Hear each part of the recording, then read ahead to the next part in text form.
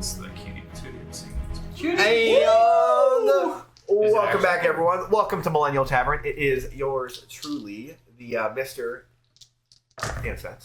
And we are going to be playing a little bit of D&D, as we always do, with the infamous eloquent persona, David Carnes, and the Mr. Dion. Wait for it. Naboo. I can't remember your last name, bro. I really set myself up for failure by saying the first last name. I was like, why? Somebody's feeling okay. it right now. But, yeah, we also have the Oscar. Yep. Reginald. He's currently in the spectral plane right now. He is. He'll be materializing a little bit later. Yes, he will materialize at some point. He's just not here yet. But we're going to go ahead and do a little bit of a recap because a lot of things have transpired as of late, and we're just going to talk about a little bit of what happened in the temple, where we are right now, and kind of what the party's thinking, at least. While we wait for our friend, Oscar Reginald, being his last name, of course, to come back from the Imperial plane. It's funny because if I hadn't rolled that nat 20, I could still be alive. That nat 20 on perception at the very beginning of the camp, that session. No, that was a different session, wasn't it? No, it was the same session. But Yeah, he rolled that 20 at the very, very beginning. And it wouldn't. I wouldn't have heard the shit to lead us to the screams. No, 2 sessions ago. Mm-hmm. Oh, So I net. well, we would have gone up. You would have gone up. Yeah. You guys might have forced your way to the I pool. might have maybe been able to convince you not to go to the pool. I was waiting for you to say For anything. time, because you would have been like, we just need to go. Yeah. I was waiting for you to say something. I was like, my character's not that smart. He's just gonna keep going. Because I didn't know either. I'm like, That's really where I was like, if Arthur says something, maybe I won't go in. But Arthur's not saying anything, so fuck it. Because I didn't know. I mean, like maybe it would have worked. So we're going. Anyway. We're like really Jumping stuck ahead. on something. That's good. That's good. We're jumping We're ahead trying to to something waste without. time, aren't we? We're jumping ahead without actually talking about the context. Let's talk about the context. So what kind of happened over the course of this past session? Let's talk about that like nat 20 that you rolled and ended up leading to perception and everything like that. So that was like last session or 2 sessions. Yeah, 2 sessions ago, nat 20 with perception. I heard screaming. Find out there's like a plague going on throughout the Underdark in this temple. Probably necromancer summoned this. They turned into demons. We fought off demons. Keep shaking. You guys keep talking. And then is it pushed in closer? Like, is it actually secured on the base? Yeah, I know you move that around a lot. Yeah, I'm gonna make a couple adjustments. Basically, just gonna try to like pat it down a little bit more. We fight a couple demons. We're on our way out, basically, and then we stop by the pool of dread that I finally get access to, and then I get asked 3 or 4 times, "Do you have a blessing?" "Bitch, we own this place now," was my response. Yeah, every time too. And that's when he fucked up. Yeah. I mean, I was persuasive or intimidating. Yeah, whatever and it was. he learned a very valuable lesson, which is sometimes when you pass a check, it's not a good thing. Oh. Not every passing of a check is a good thing. But carry on. So what else happened? So you guys ended up going into a room, finding some demons. Lots more demons. Fought demons. Somebody jumped out of a portal or some kind. It was Virtual me. reality. Hello. Yeah, so my character's name is D'Artagnan. I was a cousin of Scorin, still am a cousin of Scorin, my dearly departed cousin. But yeah, I popped up and I said, "You guys want to throw the hands? Let's throw some hands." We were like, Who the you fuck seem are trustworthy. You should join us. Yeah, absolutely. I had this shining bow. He was helping in a fight, and they were like, "Hey, this is enough." Like, wow, he's not a demon attacking us, but Well, he's got really weird eyes. Well, at first I didn't recognize anybody, but then I smelled my cousin, and I know that stench anywhere. So That fishy smell? Yeah, for That sure. real Definitely sound off. fishy, stinky smell. 100%. Totally. But yeah, so you ended up kind of grouping up with them. You literally just popped out of a portal in the Rip reality, and we haven't talked about that yet, but I'm sure we will at some point. But what ended up happening after that, after you guys ended up kind of defeating a couple of demons on this like little kind of centralized area over top of some of the sections of the temple? We were Tanuki debating. led us to the door, yeah? Tanuki. I think it was Kunaki. Toonami, sorry. Yeah. Tsunami. Oh my god. Yeah, we were like, we should either help the people upstairs that seem to probably be in dire help of saving and rescuing. We could also stop at the pool of dread that's along the way and fill up that bow and fucking twangy bangy, you know what I'm saying? And we, for a moment, at least one moment, considered our actions. And then It was a couple of moments. I think that was maybe on the table. Especially It was on last the session. table. Last session we had one moment. Yeah. So about that moment. And I was debating, well, do we have the blessing of Morgina to visit her most divine and sacred place? That we learned is her most divine and sacred place. Yes. While I was inside of it at that point. Yeah. Well, we learned this, and what else did we learn about entering that room? Let's talk about that. Oh, I instantly died. Well, there was a lesson though. I think there was a very long conversation you had. Scorn slumped. Scorn and the goddess definitely had some conversations. Yeah. I mean, realistically, she basically said, "Why are you here? I can read your mind. Shut the fuck up, and I'm gonna kill you. You're not leaving." Oh, and you're not. She's really like, "Why are dying? you here?" And then you were like, and she's like, "Nah, not fuck up." Like you're, It's your bow. like my what? My fucking what? Like that shit. The bow called me here. It's like, bitch, that mess would have come from me. What are you talking about? Yeah. I am the bow. But yeah. So you I think Arthur, you actually made a comment about it. You were talking about how it seems like he might be under some kind of a right or a trial or something. Yeah. And Yeah. then That has been Kunaki was talked like, about. and then Kunaki was like, he's in the trial. Mm-mm. As he's twitching on the ground. No, not even. He was just lifeless. Just lifeless on the Lifeless ground. as fuck. His Yep. soul was not in his body. Not even Yep. like any measure of that. Yep. And a couple of wisdom saving throws there. One nat 20, which One you know nat kept 20. him in the game for a bit. Yeah. It kept him in the For game at least for a bit. one more like exchange. I needed 3. Yep. Think of it like this, basically. Without the blessing, he was rolling death saves. With his wisdom modifier, which he doesn't have. He did have. Yeah, he reworked some of that It stuff. was more of an intelligence. She still didn't have either. That was even worse. Natural 20 minus 2. Literally. Oh man. Literally. But yeah, so you end up kind of going through that. You had a death experience. This is actually your first character you ever died. Yeah, so 4th character here, 1st character died. That was really cool, without spoiling that at the table, because it's a good experience to have. Yes. I don't want to know. Definitely a cool experience, especially when you cook. Especially when you're cooked. Who else isn't cooked right now? You know what I mean? Like, I'm way too cooked right now. Oh man. But So yeah, new yeah. character, ready to go. Yeah, new character ready to go. So after he ended up kind of passing, you ended After up we feeling a couple accepted, things. Well, no, but a couple things happened though. So you end up feeling some things after his death. I felt the separation of the bond between me, chosen, you, the host. Our bond severed, but I felt just the smallest amount, blip of energy flow through me. Right there. I can literally see him. He's fucking swimming. Okay, look at him. I can fucking shake it up a little bit. You know? Shake it up a little bit. It's like he's like a little goldfish in a bag. You know? Yeah. Fishy. But he is damned for damnation. He's stuck in limbo. He's stuck in purgatory and limbo. Not even, yeah. Right. Yeah. Yep. He's gonna have a fine existence for the rest of his existence. He's gonna come back to life at one point.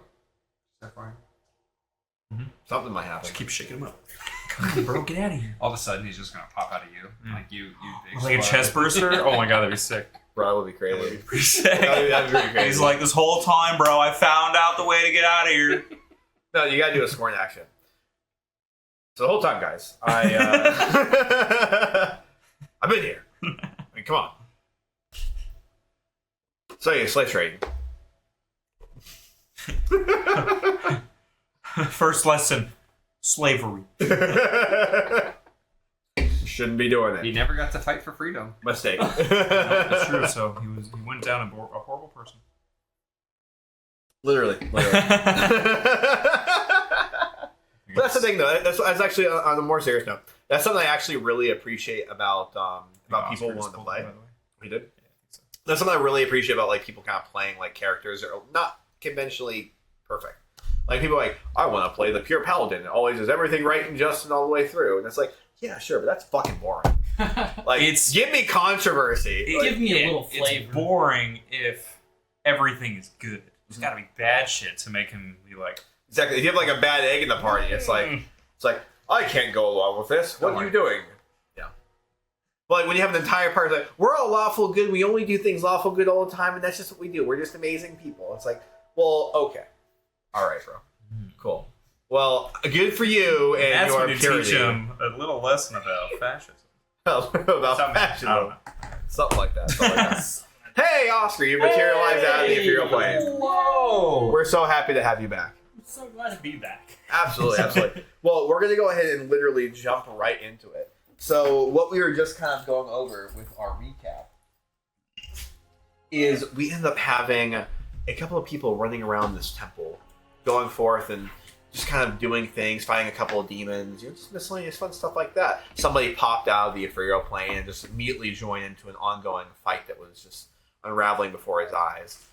And then realizing that was actually Scorn's cousin after a couple of little mini conversations back and forth. Nobody really questioned this or anything yet. Oscar and his companion were kind of, Reginald and his companion were just kind of off in the void, just doing their own thing while this was transpiring. But after a couple of conversations with Kunaki and the other cultists you ended up saving, you walked down these stairs and eventually found your way over to this giant sign that said in Undercommon and in Common, restricted.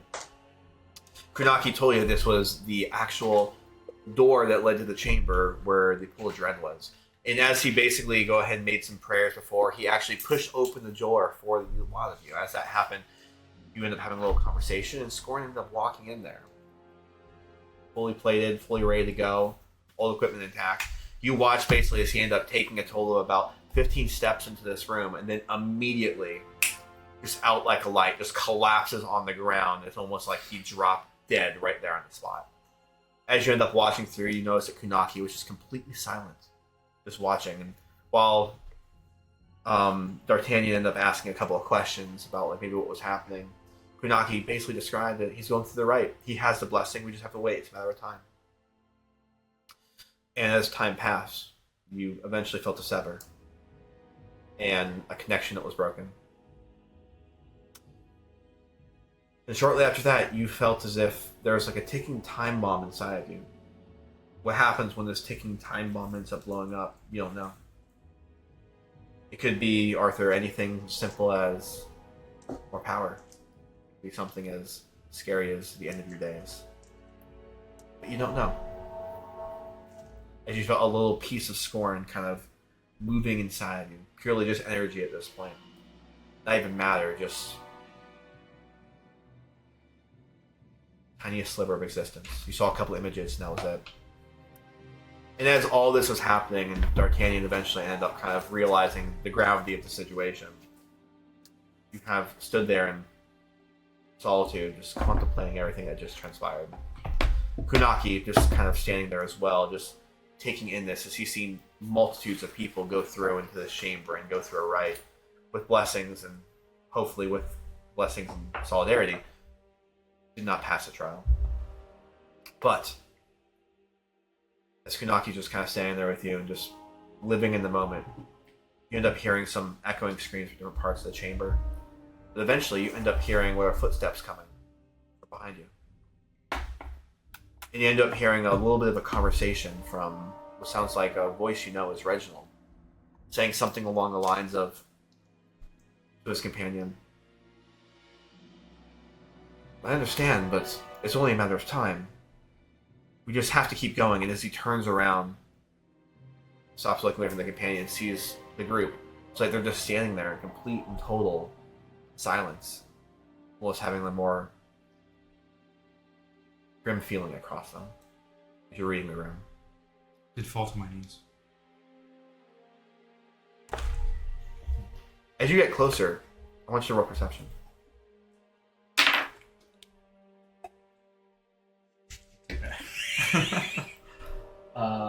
23. Okay. As you end up getting closer and you end up seeing that Arthur is just lying there on his knees, it looks like he's just kind of contemplating everything. You watch as D'Artagnan just kind of leaning up against his bow and just has his hands on his head. You're looking around like, where's Scorn? And then as you end up walking up closer, you're gonna see was two giant doors just barely open. What looks like a body standing inside. But not standing. No. Collapse. Flat. Void. Anything going on. You're gonna watch it. It looks like a couple of crows end up kind of coming down from parts of the ceiling and landing on top of this armor body. Fuck, he's going worse scoring. Arthur, where's Scorn? What's going on?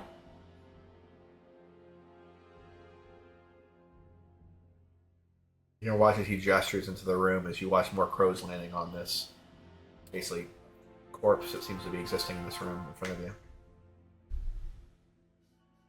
I'm gonna go up to the door.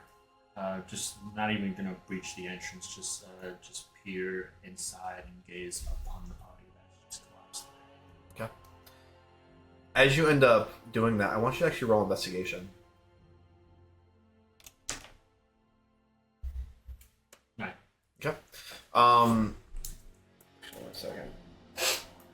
Let's have you actually roll. So let's have you roll medicine now too. Yeah. So 9 in medicine, whatever your medicine is. Not 20.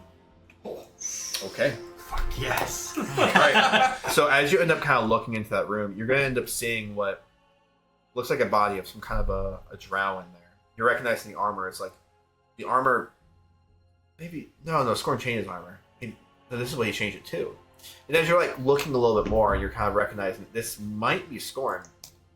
You end up seeing that what looks like the veins in his neck, even from a distance, are almost protruding, but holding like a blackened color, which is even more peculiar considering his skin and his complexion. You're gonna watch what looks like the blackened color seems to kind of actually fade to more of a white as the crows start kind of landing on. You're gonna watch as like one of the crows actually grabs onto this like bow that's kind of strapped to his back as they just kind of rip it off. You're gonna watch the crow begins kind of like flying around. When the crow takes that off, you're gonna end up seeing what is like a sever that's kind of created essentially by this bow being taken off the back of his body.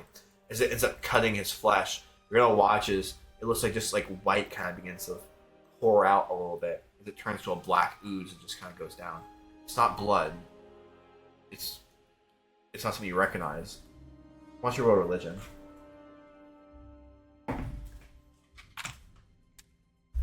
3. Yeah. You have no idea what this is, but it obviously doesn't look good. You're gonna watch eventually as this crow ends up flying over towards the top of where the actual pool of dread is. As the crow ends up sitting on top there, basically holding this bow across it in its mouth. You're gonna watch it just kind of sits there. It goes, "Caw!" As you immediately watch, just like a almost like a wave of concrete begins to kind of form over its flesh as it immediately molds into the statue right in front of the pool of dread. Right. Hold So it I would up. have immediately noticed that the bow and made the connection that that's the one Scorn was holding.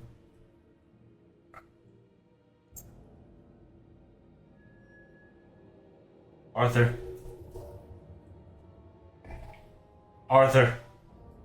What?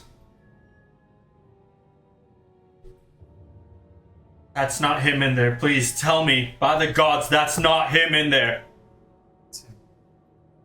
What happened? I shouldn't have let him go in there. We were warned several times. Plan was to leave. You know him. He wanted the bow. He wanted the pool. This can't be happening. No, we were supposed to leave together. He wouldn't have listened to me. No, I should have tried. I didn't try. I didn't say anything. Can we get his body at least out of there? No, don't go in there. Don't go in there. I'm gonna look over at Kanaki. There has to be a way. We need at least to retrieve his body. There has to be a way. I'm terribly sorry, but if he has died in the rite, his body is claimed by that of Morgina. His soul is claimed of whoever had lain on it, which, given the fact that he was your host, it would be Thautos. While the soul goes to Thautos, the body goes to Morgina.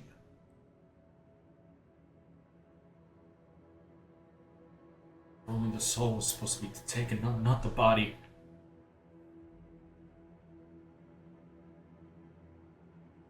Nothing. What's gonna happen? There's nothing we can do. Nothing. We are without Scorn. And we need to leave. We need to leave. Sort to kind of get up and look at everybody. We need to go. I guess I'm gonna put up my hand on your shoulder. Just like, Arthur, I'm just gonna kind of quietly say it to you. What about you? What of you? We know what we were warned if something were to happen to Scorn. Something will happen to you. I can feel that. I can feel something slowly rising. Very slowly, but I know not what will come. The only way is if I'll have time to consult these tomes that we've received here, learn more of the ritual, learn more of its nature. And we can't do that down here, especially with whatever these creatures are running amok. Clearly some devils and demons about. These are simply demons, Chosen. The devils and demons do not get along. Well, These are from the Abyss, where I believe your dark sister lives, Thautos. I understood. I still know not why they're here, but they have a purpose. We might find out regardless on our way out of here, so we should leave. We should at least fight our way, save the rest, assure Zephyrus, and we can deliver him back.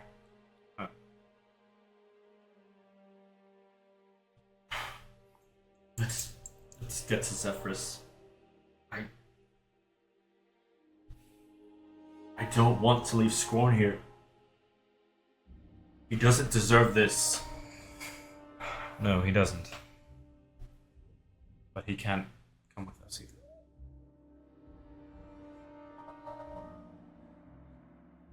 I'm just gonna curse under my breath.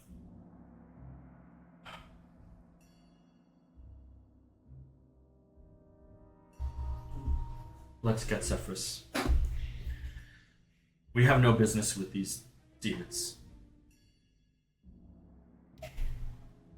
Let's make a beeline for him. You get out of this place. You guys were the ones that conjured these foul creatures here. It is your issue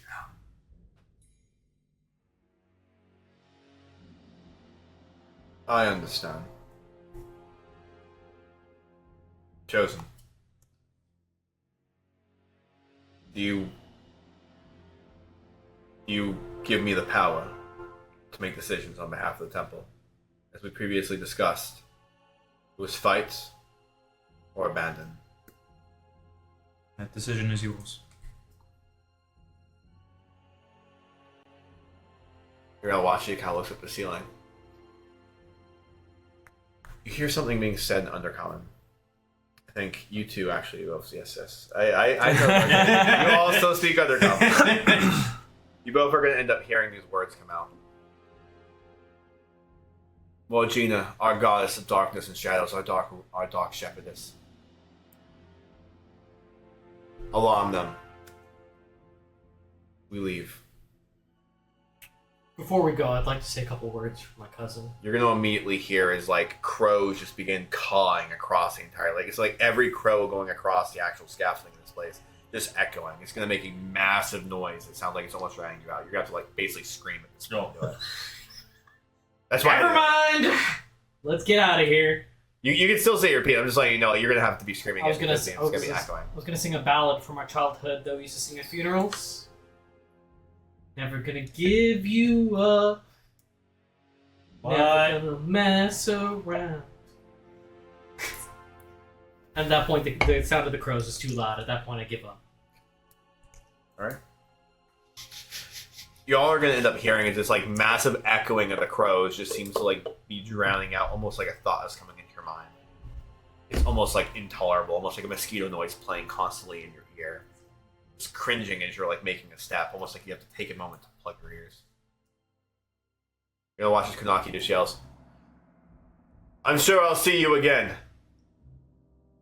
Under better circumstances." You're gonna watch as he turns around with what looks like one of the cultists he was with, as they're both just kind of walking.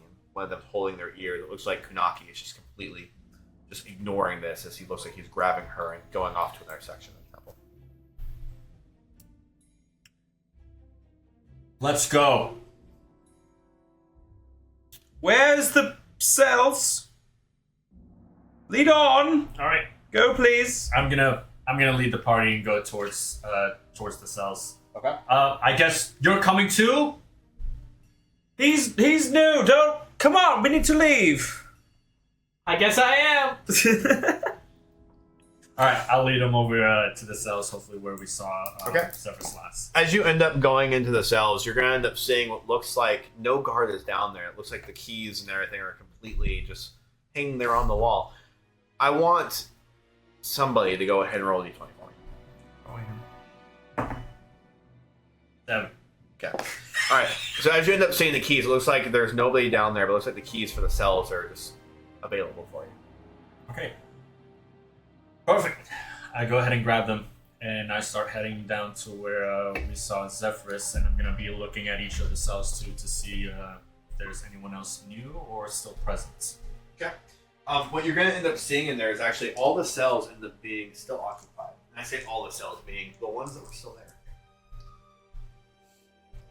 So you end up having what is not just Zephyrus, but that the human that was sitting in one of the other rooms, Mm-hmm. and also the half-orc that was sitting there as well. I think it's really You good. didn't even get painted. It's not too late. Just in memoriam. Withdraw a little pocket sand. Do you need us to wipe them out? Yeah, if you could, please. Okay. What do you guys want to do? Let me see.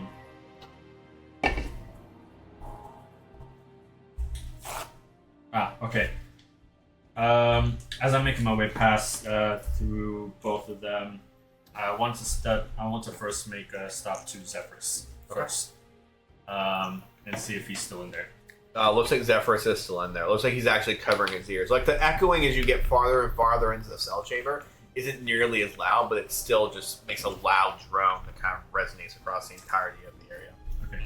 I go ahead, take the keys, I open the lock and swing the door open, and I yell out to Zephyrus, "Zephyrus, let's go. We're leaving. We're leaving. We're getting you out of this temple." Get these magical binds off me. Magical buttons. We brought you the reagents to make what you need for it. Excellent. You're like, here, please. You have an alchemy kit. Somebody. I do. I think I thought I did as well. But Wait, do we? Just one of you have an alchemy kit. You did. This is one of the few times where like some of this miscellaneous shit that you pick at the beginning. You had one actually because you becomes picked the helpful. herbs with it. oh yes, I did. Yeah. I have one. Never mind. I have tinkerers. Yeah. Actually, yep, right here. And I hand him my little kit, for, alchemy kit. Thank you. Give me some time. And you're gonna watch as he's. I need but a few minutes. You're gonna watch as he starts kind of like mixing a couple of things while he still has a bind on. Looks like it's kind of restricting his motion, but he's able to kind of start muddling some things together and everything. Okay. While he's making the potions really quick, I'm gonna turn to the other cells to see what the half orc and the human are doing. The half orc in there just holding his ears in the corner. So is the human? Looks like the human is also sitting there holding his ears. Arthur? What say you? What? Huh? What are we waiting for?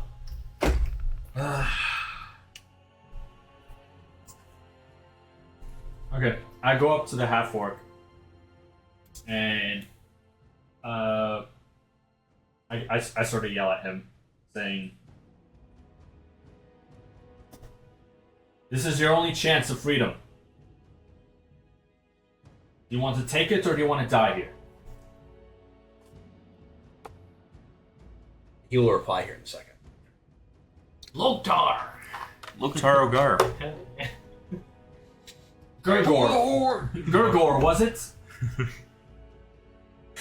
Can somebody actually fix this for me? So basically, all these are supposed to be 3 blocks going. Just try to make it so all these Going are outward, blocks. like Yeah, into 3 this blocks outward, pathway? yeah. Okay. And then you can just kind of like literally close on the blocks. Oh, and what is it? Chance for what? Your name was Gurgor, was it? Oh, how do you know my name? It's irrelevant at this point. Listen, I'll ask you 2 questions. First, why were you here in the first place? I was going to go kill that humanoid in front of me. I was chasing him down so I could take all his goods and bring them for myself. He says that I was going to rape and murder his family, but I wasn't going to do that. Just take everything that he owns. Well, that now just opens more questions for me.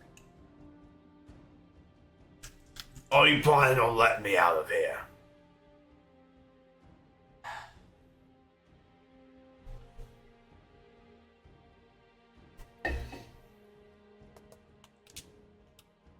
What's this one? Are you going to let me out of here? And you watch as he just immediately goes and slams his arms up against the cell door. I walk away. You fucking imbecile! All you humanoids are all the fucking same! You would never understand what it's like to be a half-orc. I would eat your fucking flesh if it wasn't for these damn god bars in my way. I would make sure that your entire species would have died if only you gave me the chance! Want to grab onto the bar? Not the bar he's on, but just the bar. That's Okay. the one with shotgun grasp. Okay. Alright, go for it. Make your attack roll. Bzz. Do I have advantage since it's a... You have advantage. Wow, that's crazy. That is a 14 to hit on some 14's bars. gonna hit on some bars. Okay. You're gonna end up hitting, and you're gonna watch as like basically this electricity ends up kind of jarring through all the bars. I want you to go ahead and make your attack damage. Yeah, let's see what your damage is.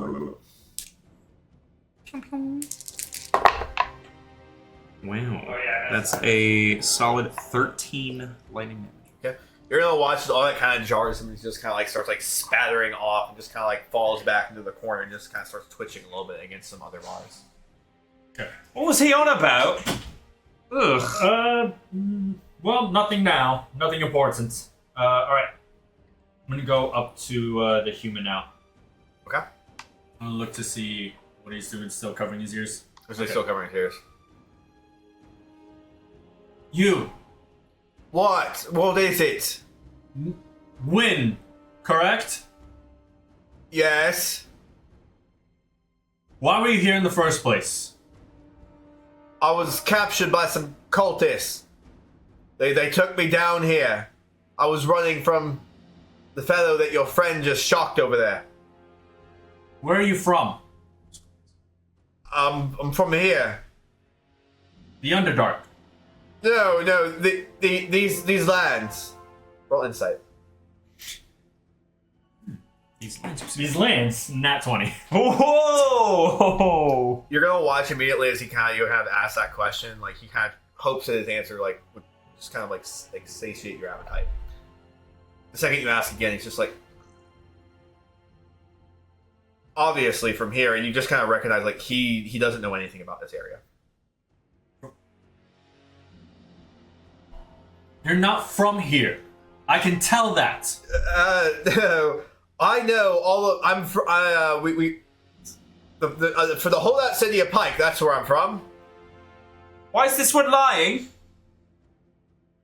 I don't know why he's lying. He shouldn't be. No, he's in a life or death situation. I know right now. so much. I am from the holdout city of Pike. I'm born and raised there. Well, guys, he may be a criminal. Well, honestly, I am most certainly not a criminal. I was just born and raised in the holdout city of Pike. Are you a slaver by chance? No! No, he's a necromancer. No, no. No, by the gods, I'm not a necromancer. I can tell you're I know you're a necromancer. Oh, that's why he's so pale. The darkened lips and well, no wonder why the cult hates him. No! Why should we rescue you? You absolutely should rescue me. Why? Why? We don't have all day. Come along. I have something. I have something. If Oh, good gods! All right, Well, let's just go. so Come on. No, come no, on. Yeah, we start please, turning away. please. Please. There was a spell. There was a spell. If you take me and that you take off my. You're gonna watch and just kind of like his hands off really quick, and you see the shackles also on his hands. If you remove, gods, if you remove these, I have a chest, a hidden chest in the pocket dimension. I could give you the belongings. well, I don't know if we can trust this fellow. I don't think so. Maybe we should leave him to the orc. No, please don't. I have been studying for many years, and I've just now got to the point where I can start summoning. I can't hear you. It's very loud. Elementals. I can start summoning elementals. Lemons. I want to roll insight. Roll insight.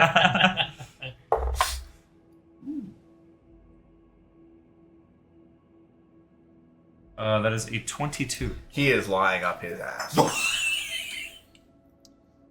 I think he's just a really learned necromancer. No, I dabble in all types of magic. If you He's still bullshitting me right now. Okay, so I think his magic will save him from this. Let's go back to Zephyrus and get out of here. No, it will never save me from me. It will never save me. I will literally give you the chest. I will summon the chest. You can take it. Just take me out of here. Okay, fine. I'm a necromancer, but do not let my decades of research just rot away in my mind like my creations. Please. He has somewhat of a point. I am a bit of a curator of knowledge myself, though that be maybe not necessarily as unholy. I walk to the door. You. I'm like, what? Okay, what are you doing? I'd like to look him up and down. Okay, go ahead and roll investigation. Jeez. Yeah. Everyone. Well, ball don't lie. I rolled a 9. Okay. Yeah. They're the. As you're kind of like looking over, it looks like he's wearing very like tattered apparel. But more specifically, as you're kind of like just giving a look over the exterior spot, you're gonna watch as his lips actually have a more like kind of like pale, like almost like it's lined with some kind of like a mascara around his lips. But his actual lips itself are rather pale. As you end up looking a little more, you're gonna end up seeing what looks like kind of some of the veins around his eyes are actually kind of protruding and giving a little more of like a bluer look. That's all you're able to make out though.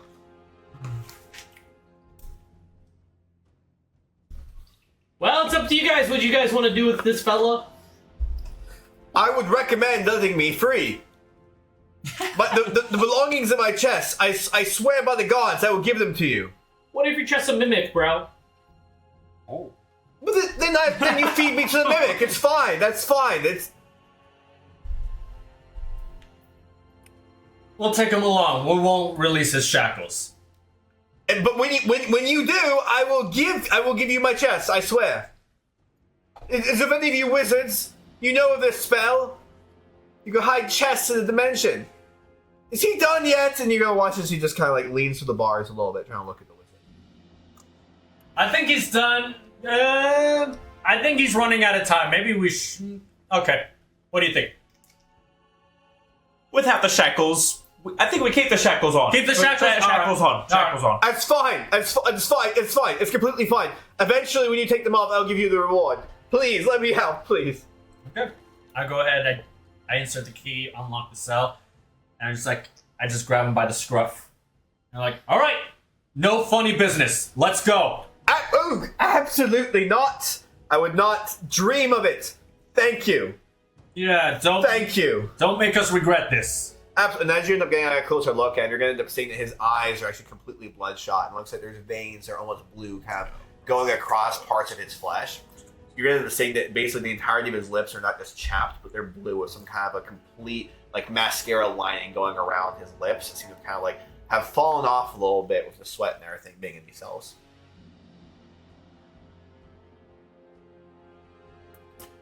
He's zesty. That's Right. fun. You're going to end up watching as you kind of go through all this, as finally this kind of concoction that Zephyrus ended up making is like, alright, I'm done. Somebody, please. Go ahead, I will pull the shackles closer together. Pour this concoction on there. It should separate the bond enough for me to make the circle. Somebody else roll a d20 for me. Check. Yes, sir. I rolled 2 6s before that, so 3 6. Alright. Dun, dun, So you're gonna end up watching as he kind of like does that. Please. Pour the concoction over the shackles. It'll sever the bond enough for me to cast a spell. Okay. I go ahead and take it, and I just start pouring it over. So as that happens, you're gonna end up watching as what looks like this ooze kind of starts like going across the shackle. This kind of like magical like electric shock that's kind of going in between them. It's almost like force energy as he kind of starts pulling it apart. As he begins kind of pulling it apart, even more, you're gonna end up seeing is like this ooze begins not just like going through the actual force and the shock, but starts catching on it. Then almost spread and starts to consume this shocking factor. As eventually, all of a sudden, it seemed like his arm just kind of pull away as the ooze just immediately falls to the ground. It looks like there's kind of like shocking and like force energy just kind of spewing out of both ends of the shackles, almost like they're trying to find each other. As it happens, you're gonna watching. Okay, give me your pouch. You're gonna watch as he immediately grabs for your component pouch. Okay. I hand it to him. Okay. And you're gonna watch he just immediately starts like kind of doing some kind of chanted incantation. He starts like writing things on the ground. From memory, from runes. You're gonna start hearing a bunch of like mumbo jumbo coming out of his mouth. But as that happens, you're gonna end up hearing what is some kind of an echoing coming from the edge of the corridor. Footsteps. The entirety of the shelves begins to rattle. And one of the orcs ends up, with the orc in the cell rather, just turns down the end and says, "Oh, you've got to be fucking kidding me, one's coming." As this happens, you're going to watch as the tree bark begins to just kind of spew out from this area that you guys just immediately walk down. I think it's kind of hitting the walls, just kind of rattles there. And you watch as this giant demon starts standing there at the end of the corridor. In the abyssal, it says, so let me hear this. There they are. It's time. Roll initiative. well, we all know I'm gonna go first. Everybody around, by the way. I got has plus 14 10 temp initiative. HP except for the half orc. You got what? Plus 14. Huh? 27. So you guys would have been far down the cells. You guys would have been basically at the end of the hallway at this point. Yep. Alpha? Yep. So the last cell would have been basically where Zephyrus is. Down here? Yep. Okay. Yeah, it's 2. Oh, good. Yeah. And as this ends up happening, you're going to end up saying, all I need you to do is hold him. Hold him for, but maybe 30 seconds. The spell will be complete. How's that? That's good. I feel like this. At that point, you'll have but 6 seconds to hop in the portal with me. Okay. All right, who rolled above a 20? 27. Shocker. Which one's Zephyrus? I finally got one. Crit, baby. easy. It's still an 18. Say that stuff first. Okay. All right, going to.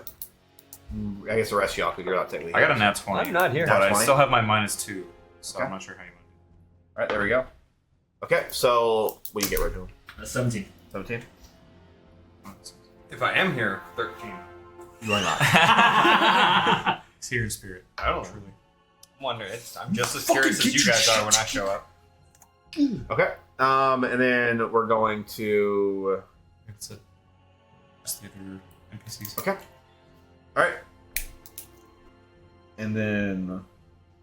All right, so you're going to end up watching as D'Artagnan immediately just kind of just pushes people aside looking at this demon across the hallway. You're going to think this demon looks like some kind of a giant monkey that has like almost like a camouflage pattern built into its fur. It looks like it has like a red base, but it looks like it starts to been changing different colors, almost like it has a chameleon-like texture across it. It has 2 horns that are protruding across its face with giant bulldog-like teeth coming out. Winton. I look back as I knock an arrow and I ask the team, foe, right? Yes! Yes! And I let go my arrow, aiming at its face. Okay, make your attack roll. Probably wouldn't be hard to hit. 19.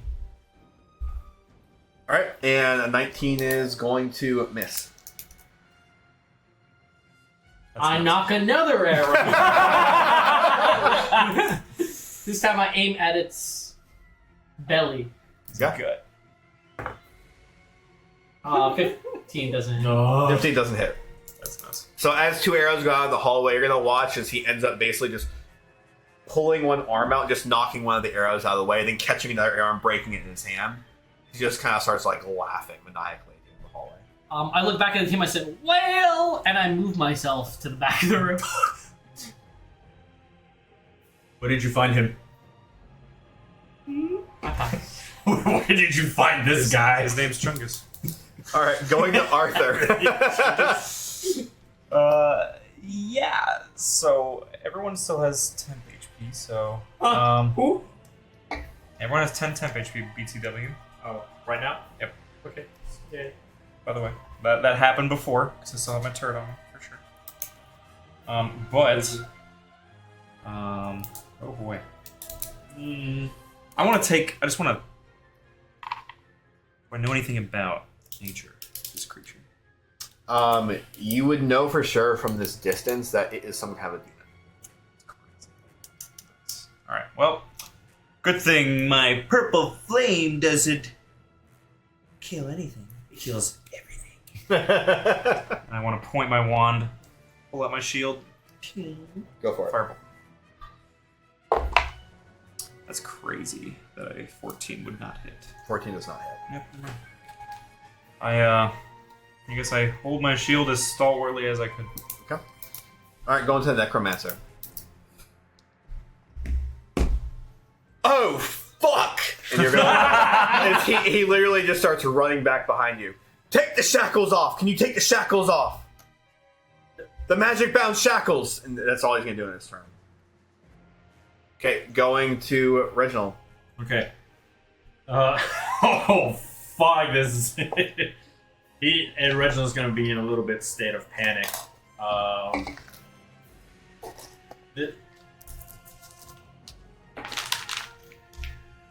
Okay, this is a me decision. Go for it.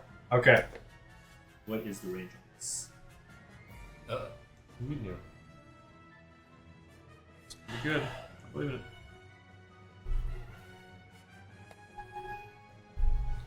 Not enough. Okay.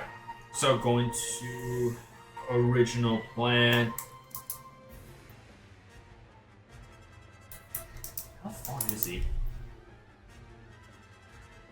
But it's like max range right now for him. Yeah.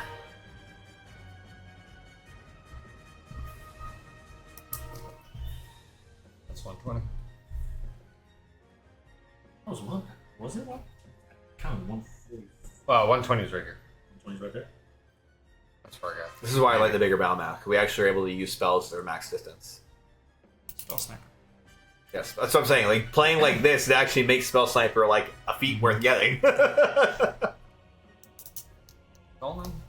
Swarmer's still alive. Falling. Or has some ideas. Okay.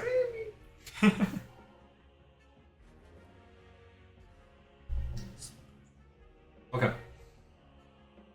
I'm going to cast Entangle, first level, at max distance 90 feet away from myself.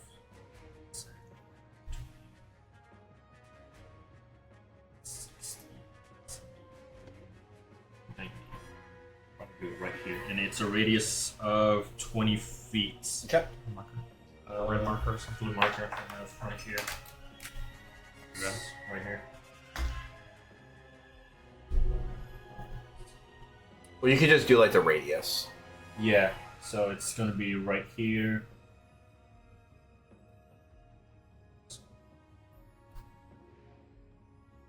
Everything in this area Okay. is entangled. Okay. Got it. All right. Anything else? Sorry. My bonus action pour the thing on the necromancer. You can. Is that an option? Well, before I do that, I'm gonna look at you, Arthur. Is it worth it? Do you think? Yes. Let's take a look at the guy. Okay, yeah. And I pour it on the necromancer's shackles. All right. Don't do anything. By the God, sketchy. thank you. I just look at him. Summon that chest, buddy. First up, chest. Yeah. Next step, this thing. Let me. Give me the loot. Okay. Yeah, that's gonna be it for me. Okay. All right. Going to the demon boy. So you're gonna watch as he go ahead and moves, I guess, 40 feet down the hall. And then he is going to go ahead and dash, moving another 40 feet. It's going to be difficult terrain there, and I think he has to do a save when he ends, right? Yeah, he has to. If he starts in that turn, well, yeah, he has to make a strength check. Strength? Yeah, strength check. Yeah. Double check the stats. Okay. 22. Yeah, he's gonna be fine to that. So it's still going to be difficult terrain, right? Mm-hmm. Yeah. So he's So only, he's like- once he gets in there, it's going to be half to 10 movement for each Maybe two space. back.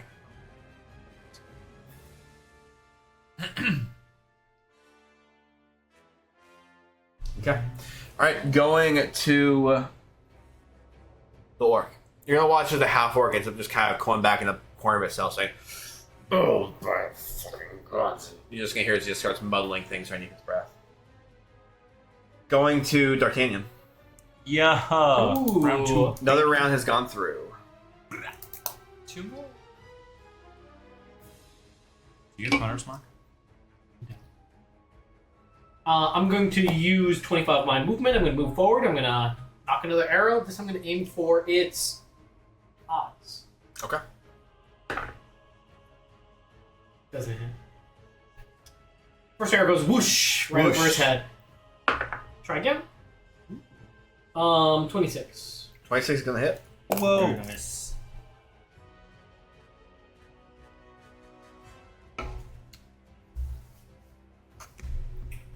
10 damage. 10 damage. Okay. All right, and as that bolt ends up hitting, or the arrow ends up hitting, you're gonna watch it just kind of like goes into its flesh, and then almost like its flesh kind of like pushes it out. Doesn't feel like it did a whole lot. I look at the party and say, well, this is for the second time to move back 5. Can I pass? All right, going to Arthur. Okay. I'm a little concerned at the moment. But what I want to do is I want to see how far.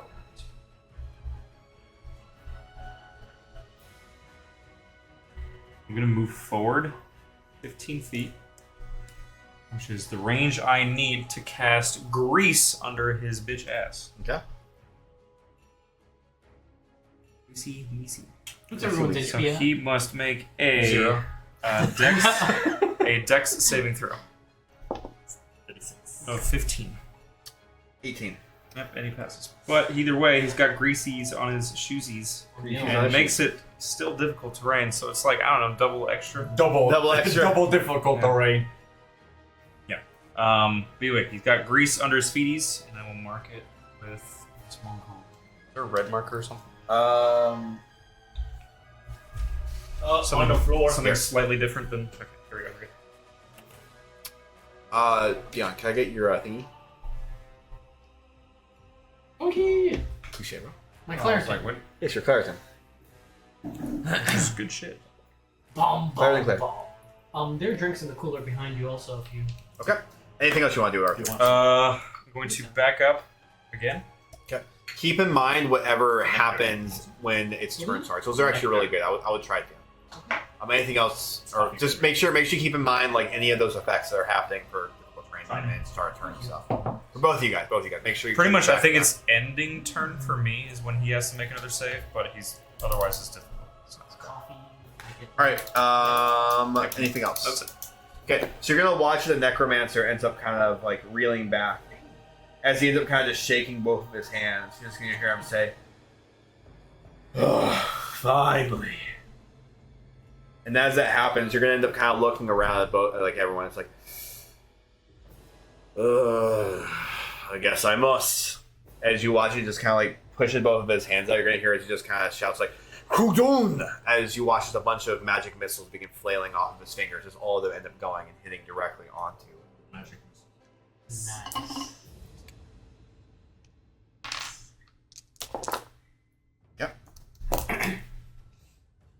You're gonna watch all those magic hissing, and they're just kind of like hitting and just kind of like moving around the flesh and everything. Watching some like fur and hair begins kind of falling off on the ground.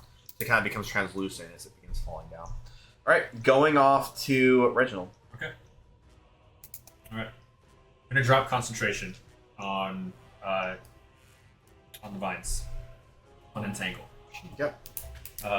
So Grease up, okay. and instead, I'm going to reach into one of my pouches and take out some thorns and throw them towards him. And I'm going to cast a second level spell, Spike Growth. Spike growth. Spike Growth. Yeah, what's that do? So, Spike Growth, grounded in 20-foot radius, much like Entangle on point. Spikes appear everywhere. Anyone who moves 5 feet inside it takes 2d4 piercing damage. And it becomes difficult terrain. Okay, so where is it centered on? Basically, it'll start where he's standing. Okay, yeah, go ahead and map it out. You need another color, Or basically, no, right before him, actually. Okay. So, and Well, you guys are doing a great job of trying to stall them, so that's good. Good for you guys. We are stallers. Some would say. So that's going to be the center. Right there. Okay. Right there. I remember to track all of the movement debuffs that he has and everything. Well, so whenever he walks through it, it is just straight damage. It's damage. It's Yeah, straight no, damage. I'm just saying Yeah. for debuffs for like you and for the other one. Gotcha. And then, Yeah. So like, is that 2 concentration spells or is that? I drop concentration on Okay, just want to make on sure. entangle. Okay, Yeah. cool. I drop concentration through the spikes out, so it's literally right in front of Yes, but he still has difficult terrain because of Arthur stuff. Yes, Okay, yes. Okay. Mhm. Briefly. Very briefly. Well, it's from one difficult terrain to another. So I think the caltrops are difficult terrain, right? Mm-hmm. They are difficult terrain. Bonus action, shillelagh, just in case. Okay. All right, going to the demon. So you're gonna watch as it ends up basically starting its turn. The grease, nothing happens, right? No, you can just move through it as difficult terrain. Okay, so he is gonna move through his difficult terrain. So he's gonna end up moving into the caltrops. And how far away is he from the first So part he of gets. the group? So his speed's like 40. Yep, 40. So let's go the first. 5. Let's go distance to you guys really quick. So how far is it to you So it guys? was 10. How difficult? No. Before he starts moving in there, how far away is he right there? I think he was like 80 or 60. 80 feet. Okay. Exactly. 8 feet exactly. Mm-hmm. All right. So he does Okay, so. Yep. So go ahead and move him. 20, 30, 40. So that's a total of. He moves through. So how close is he to you guys? Is he within 60 feet? Yes. Yeah. All right. So what you're gonna end up watching as basically he ends up kind of reaching his hand in front of his face, just kind of like strokes his horns for a second. Then it happening, I'll watch. He just kind of begins like kind of pulling them down as it kind of reverberates and just kind of creates this like sonic wave out of that. So he looks over at you and goes, I want all you to make a wisdom saving throw. How much damage did I he got take, by the advantage way? on those. Yeah, he's How much? He's moved Yeah, forward. yeah. So he moved like 3 blocks through, right? Well, he's Pretty on sure I got 4 or advantage on 5. wisdom saves. Or Yeah, because I was just moving him 1 square forward. So. 21. Anyway, how much damage did he take? it's gonna take some. He moved 5 blocks into it, or is it 4? So 1, I 2, got 6. 3, 4, 5. 5. So that's. Wait, is that right? 10. He was here. You can only go 20 feet, right? Movement of 40. Yeah, moving the 40. 5, 10, 15, 20, 25, 30, 35, 40. No, Oh, difficult sorry. terrain, difficult terrain. Right, so it's he fine. only moves 20 feet 5, forward. 10, 15, 20. So he's here. So, Okay, sorry. So 3 spaces. 10, I'm pretty sure he's 20. still within 60. 30, 40, 50, Yeah. 60. Yeah, he's still within 60. So, but he's 3 spaces in. Your shit. I rolled a 23 on the wisdom save. Alright, so pass, and then you Fail, big time. Okay. So as that ends up kind of going through, so all of you are going to immediately end up feeling what is kind of like this chaos in your mind, almost like you're experiencing like some kind of like a descendant to like a hellish landscape. And as it happens, you're going to immediately feel as your soul is being like yanked back up as far as you can. Both of you are going to break out at that point. We're just going to feel as if like your soul is kind of eternally being like yanked back and forth between like not just a Shadowfell, but like the hell itself, just stuck forever. It's just being pulled apart. So you're going to end up taking a total of 47 force damage. GG's. I'm done. You gotta take half.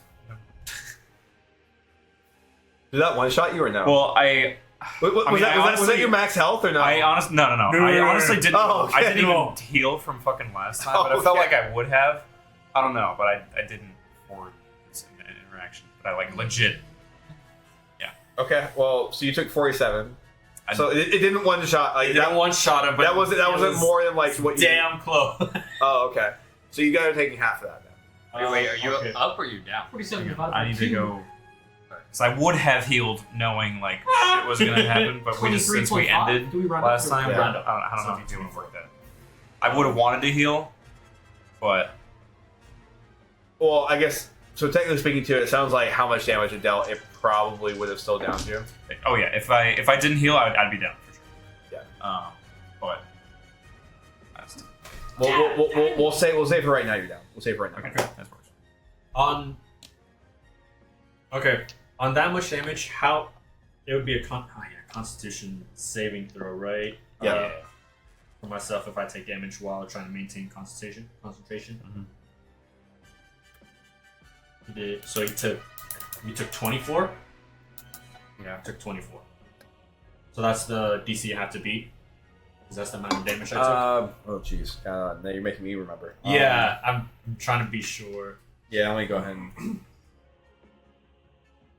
Or is it like half the damage I take? Yeah, I gotta double check really quick.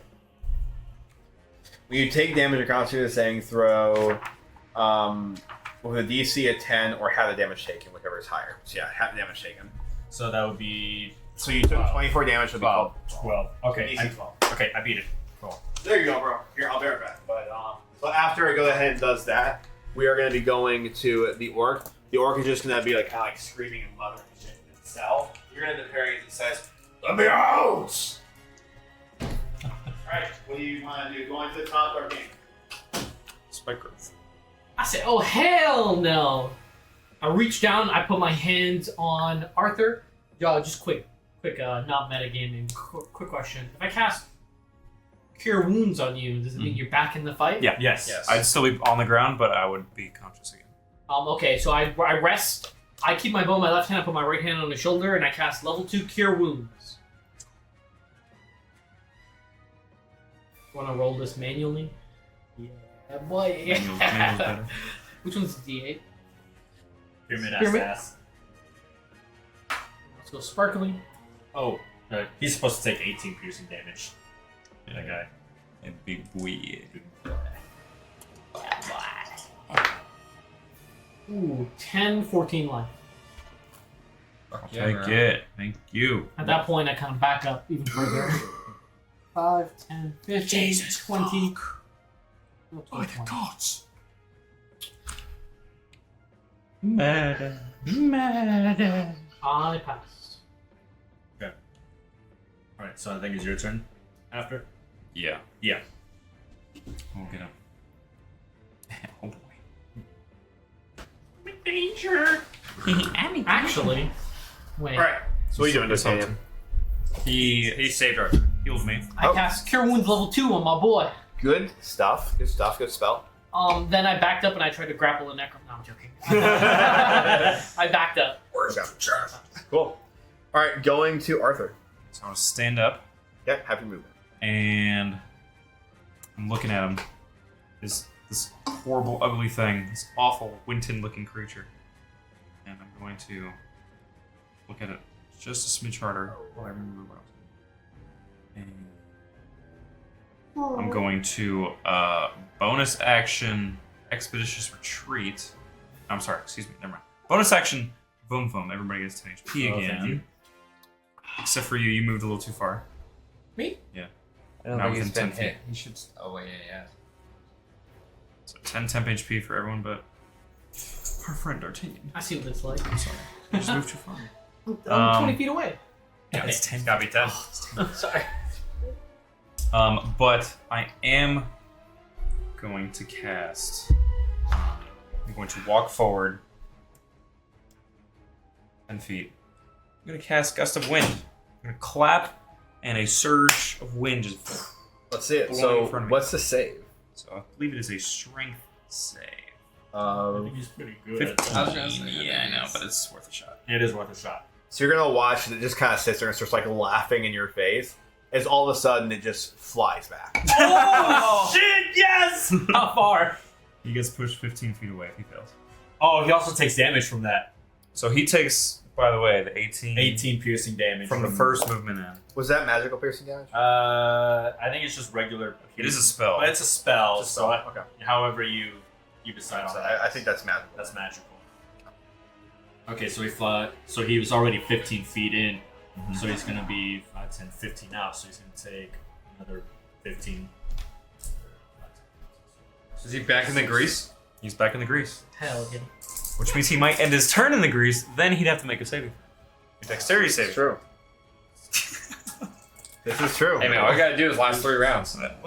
That's one more round than I need. You know what I mean? 17 additional piercing damage. Okay. Cool. Doesn't look like it's very well hurt, but Damn. Hey, we push him back. He might be a little annoyed, and that's fine with me, honestly. it's a good thing you guys actually had some like crowd control spells. Yeah, I always keep him, man. All right. anything Sell else out my you wanna do, wall Arthur? that's just in case. No. But if he ends his turn, that's when he has to do the thing. Okay. All right. Going to the necromancer. So blowing him, technically. So you're gonna end up watching as the necromancer go ahead and just kind of like stands there and like basically just total paralysis for a moment. It's just and you're gonna watch him just kind of like lunges his hand out there as he casts Hold Person. And it looks like it's not gonna have any effect of the demon. Just kind of begins to just keeps moving and laughing maniacally as he just got pushed back by the wind. All right, going to Reginald. Okay.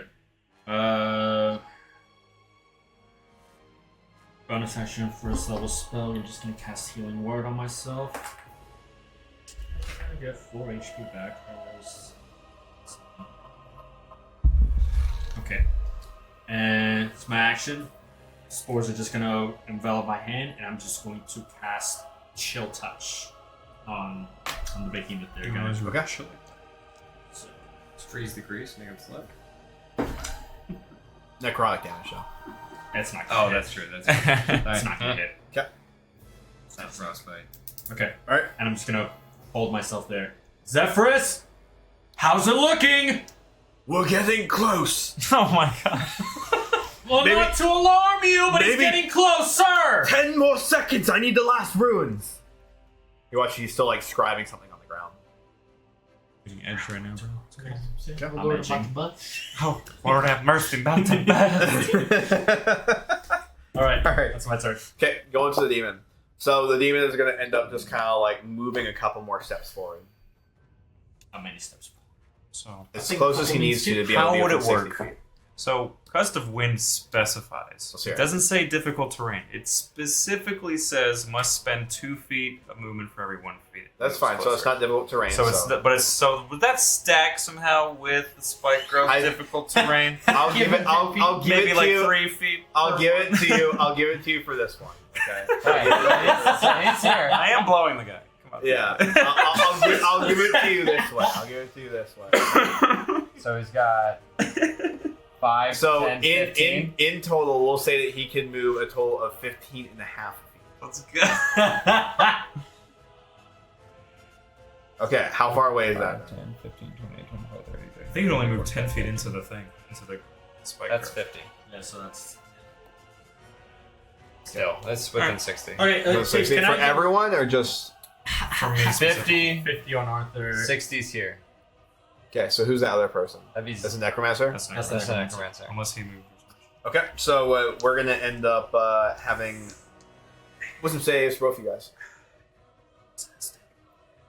I'm gonna huff. I'm gonna puff. Let's hear it. I'm gonna blow. That's an 20. Yes, sir. Plus what? Plus. He's like, failed. Plus 2. 22. Okay, you're good. Half. All right. So you're gonna end up watching the necromancer end up just kind of seizing a little bit. It seems like they just kind of start twitching as the veins begin popping out of them, and you end up kind of feeling the sensation of just falling and falling, descending towards the hells. You immediately just kind of snap out of it, but in the process of doing that, you end up taking a bit. You're gonna end up taking a total of. So you're gonna have to half it. It's 23. With the half, that's 12. Okay. All right, going to top. Who's top? Oh. Top. D'Artagnan. D'Artagnan Lee Croix.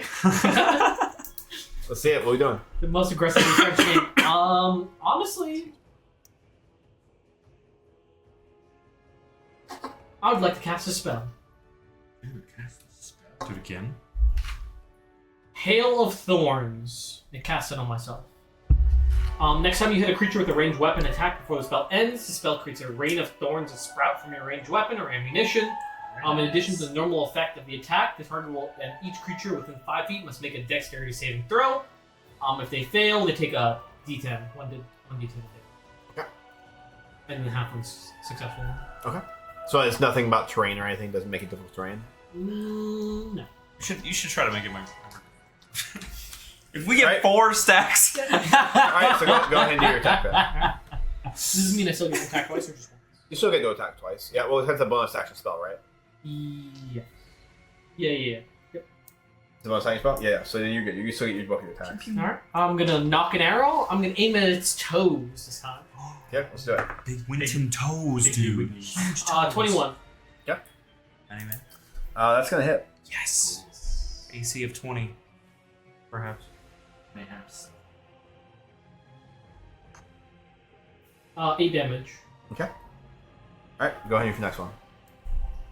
And this is with your bonus damage, right? Yeah.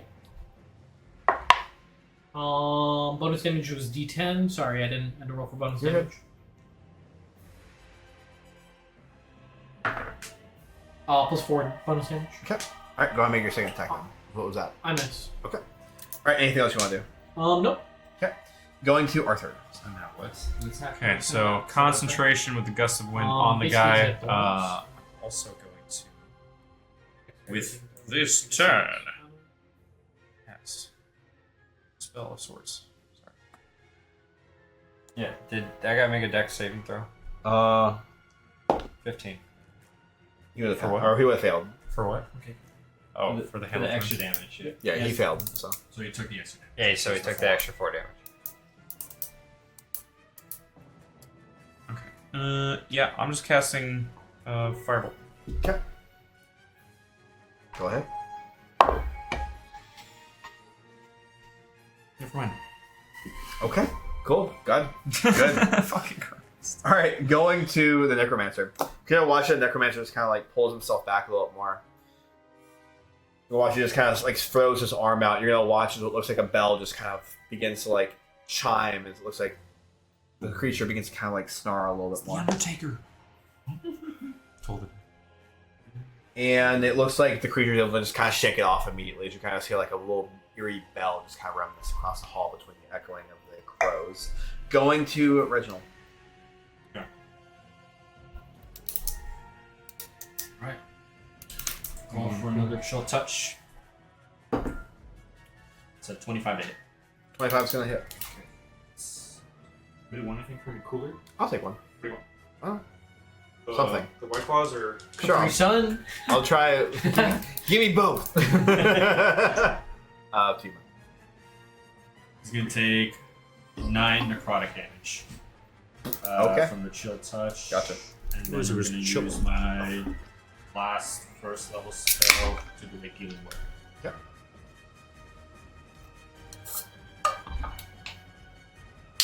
Oh yeah, that's strong. I forgot what that was, bro. Cheers to that. Cheers to that, bro. Yes, Is that sir. Marco? Hey, you want to try it? I gotta kill this thing. That's good. Kill it. Alright, Crazy. that's my turn. Okay. All right, going to the demon. So he's gonna walk forward enough to where everyone's in range. So there are 15 feet because you're still concentrating on the thing, right? Okay, and he's going to take... 7... I should put more grease down. You can blow him or you can grease him up. I can do both, honestly. 14. I'm guessing. Okay. Looks like he's still not bloody. Actively. Good question. Yeah. How much space does he take up? Does he fit in a 5 foot or a He 10 fits foot? in a 10 foot, yeah. 10 foot. Okay, just questions. Yeah. Technically. I would actually argue it's probably close to 15 foot, but yeah. Really? Yeah. This thing is literally taking up like almost the entirety of this hallway. Barely, yeah. Okay, Huge. just wanted to know. Okay. Okay. Okay. All right, going to that boy. So he's moving into that range, and he's going to be able to see everyone now. So you're going to watch if he does this attack again. As he ends up kind of like pulling back his horns, they just kind of vibrate. We'll make a wisdom save.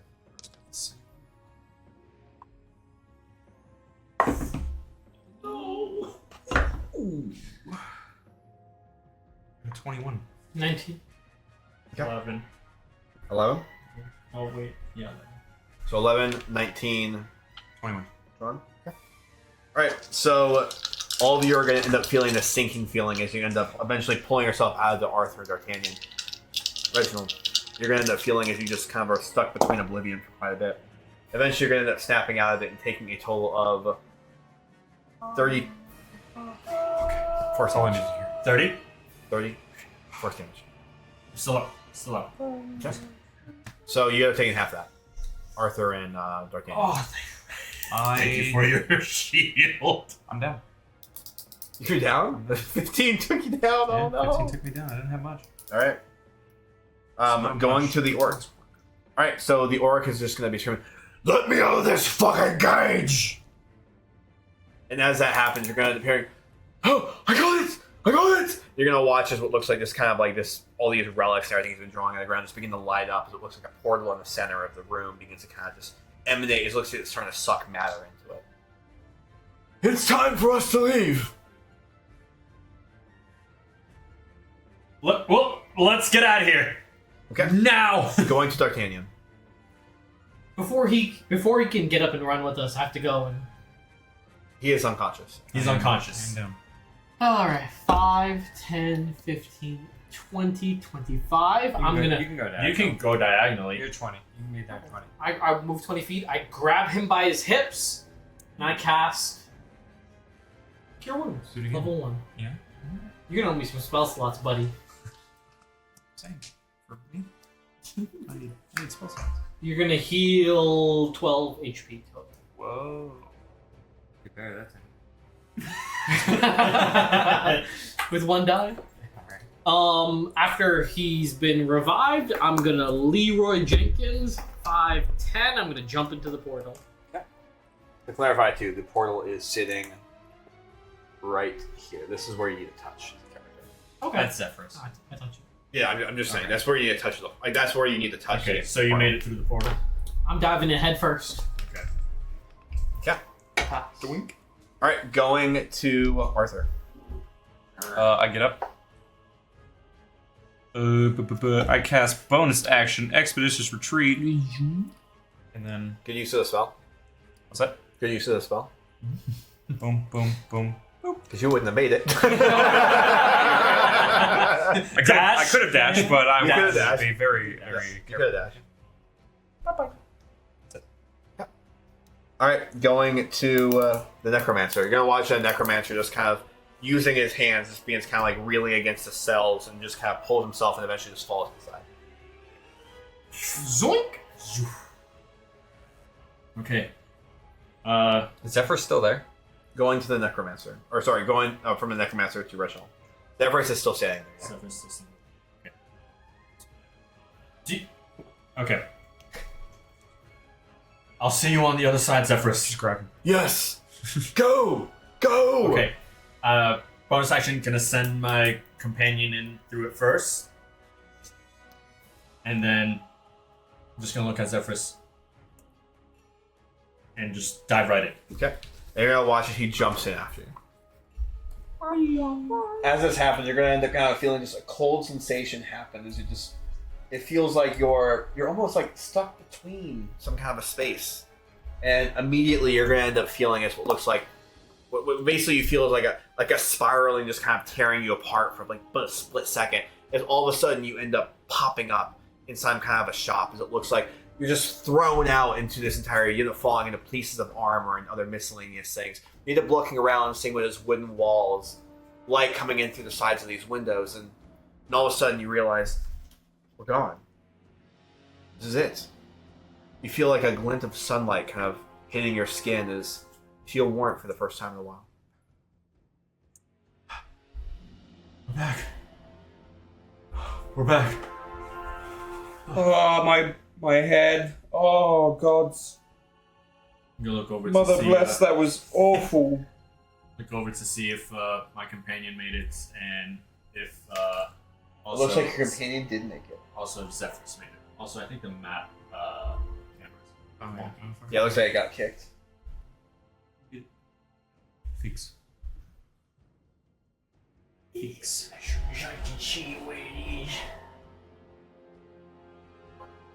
I'll have to mess with that some more, unfortunately.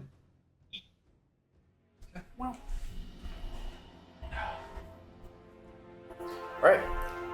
But it looks like she was also pulled in there, and everything looks like it's actually fine for a second. As you end up casting it, you're gonna end up hearing more. It's like the hustle and bustle of the streets, which you can only assume to be where you came from, city of Southampton, your hometown. You end up hearing what are just people kind of doing their own thing, and you end up hearing a couple of individual voices actually kind of coming through the glass.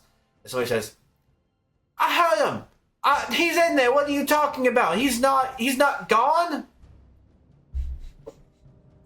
Well, we're back in Shadowstone. By the gods, he did it. We're back. Where is he? He can't be too far. Yeah, can we look Too far around? I guess? behind. You're gonna watch as it looks like he's just kind of like lying there on the ground, just as it looks like he's starting to stand. But it looks like all of a sudden this magical energy between his handcuffs begins to come back. I'm gonna go up to Zephyrus and try to help him up. Thank you. With us? Oh, Yeah, the Necromancer is still with you guys. Okay. Sorry, I didn't mean to cut you off. Zephyrus, by the gods, you did it. I did. I'm immensely glad. We're all glad that we're here safe now. What in the hells was that thing? Where did it even come from? Ugh. It had to have been the abomination that they summoned. The demons. There were plenty of them. Not of that one, but many others. Gods, who's looking for us? Something is after us. I just hope by the hells we don't have to run into that thing anytime soon again. I don't even know what to say. I'm so eternally grateful for what you've done to me. Actually, if you could, I have a scroll. I'll take you to it. You should be able to dismiss this arcane magic upon me. I'll be glad to help you, Zephyrus. You've aided us immensely. I should be the one thanking you. Well, we all made it together. No less. Here, come with me. You're watching. You just kind of like walks you through the shop. As you end up all kind of like taking a gander around the shop, you're gonna end up seeing what is multiple different exhibits. Looks like one actually has some kind of like a large ornate armor on it, kind of like a pose and a statue. You're gonna see one that's kind of actually like an exhibit kind of surrounded by what looks like magical scrolls and maybe potions. It looks like holding some kind of a wand pointing up towards the sky. You're going to end up seeing above this kind of a staircase that kind of spirals up that leads to books going across the top with miscellaneous potions and kind of ornaments on the wall that look like they're in little display cases. It looks like the entirety of this establishment is not designed to be some kind of a sales front, but also almost like a mini museum to kind of commemorate and celebrate different types of magical and arcane looking artifacts. By the gods. Zephyrus, how long did it take you to gather all these trinkets? It's everything I've dreamed of. It has been decades and decades of my work. It shows. This collection. It's remarkable. Well, I had to start somewhere, and I believe you're all adventurers? Yes. In comparison, not so much. Well, I spent the earlier 40 years of my life adventuring, collecting a great many deal of these artifacts. I'm sorry, I sell most of them nowadays. Given the name I have established for myself, I've quite the brand to uphold. Have you ever heard of Zephyrus' Steins? No. Yes, You have. Do you have one? we did. Did. Our Well, we could speak about this in moments, please. If you dismiss the magic on this, You'll watch he just kind of points up to a shelf. It's like, over there. I'll go grab it. okay. You're gonna end up pulling out this scroll that, as you end up kind of like unraveling, it looks like it has some kind of like arcane text on it. As you just kind of begin muttering it out loud, you're gonna end up kind of feeling as if the paper begins to kind of disintegrate in front of you. As all of a sudden, this magical bind just kind of immediately disperses as he's able to immediately just kind of grab the shackles and just pull them both off as it falls to the ground. Thank you. Oh, it's been days, it feels like, since I've actually felt magic within my soul. Truly. I'm in your debt. I'm glad we could all make it out together. Though we are well, one short. You're one short. What? Our companion was the one who possessed one of your steins. He's befallen and is no longer with us. Roll performance really quick. Or not performance, I guess, what would that be? Yeah, sure, let's do performance. I think that makes more sense.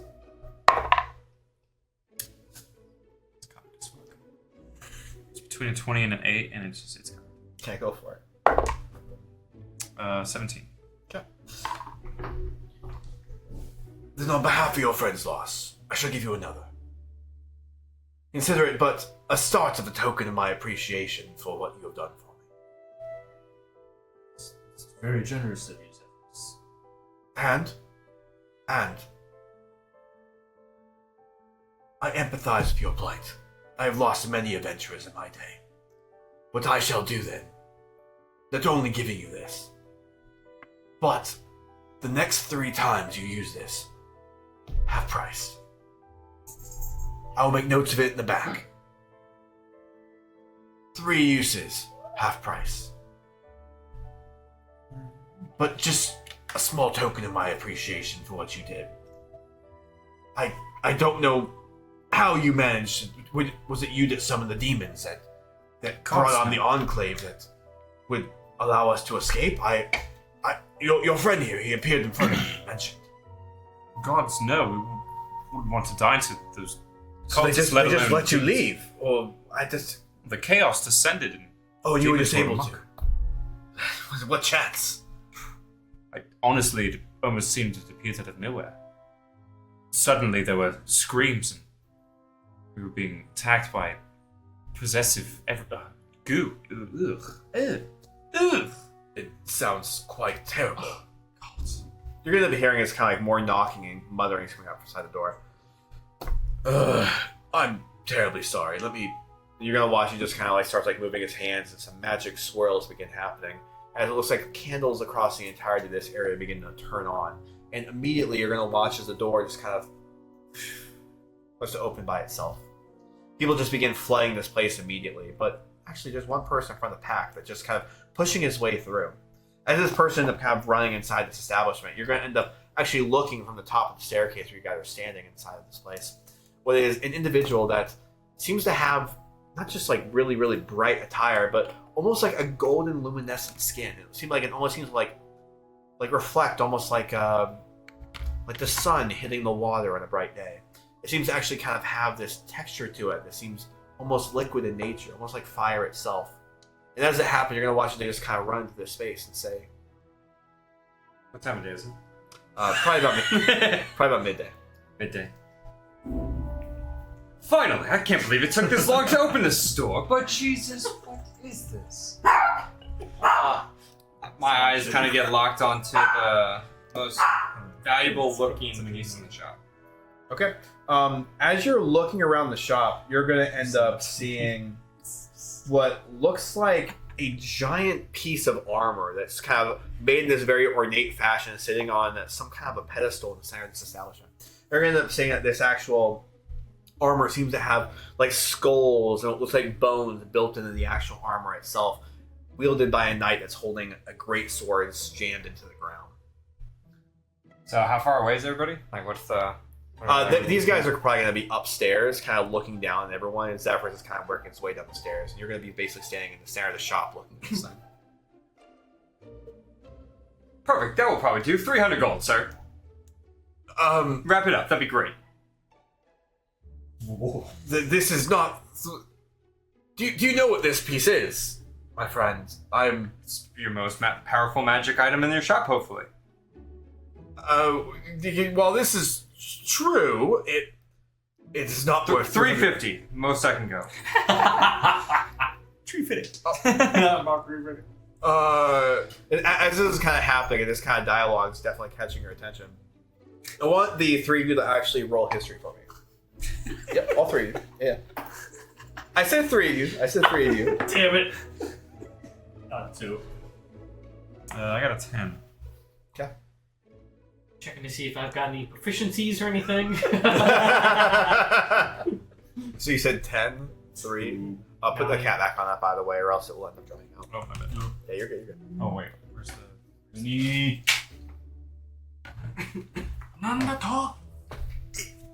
Got it. History. You rolled a 9. 9, yeah. 9. Okay. You roll a 10 then? I rolled a 10. I heard a follow. So you're not going to end up recognizing anything, but you are going to end up being the only one who picks up something. And what you're going to pick up is, based off your memory, the way this kind of person is just acting is very, very entitled. Braggadocious. Not just like nonchalant entitlement, but it actually kind of reminds you a little bit of like a higher fae. But as you're kind of looking a little bit closer, you end up getting a look at these ears, and these massive, massive ears. You remember seeing something like that in recent memory. It was actually on Lady Lisa. This might be not just like an elf of some kind, but maybe some kind of elf from like a higher plane. It's weird. It's like you've never seen an elf like this before, especially the colors and everything.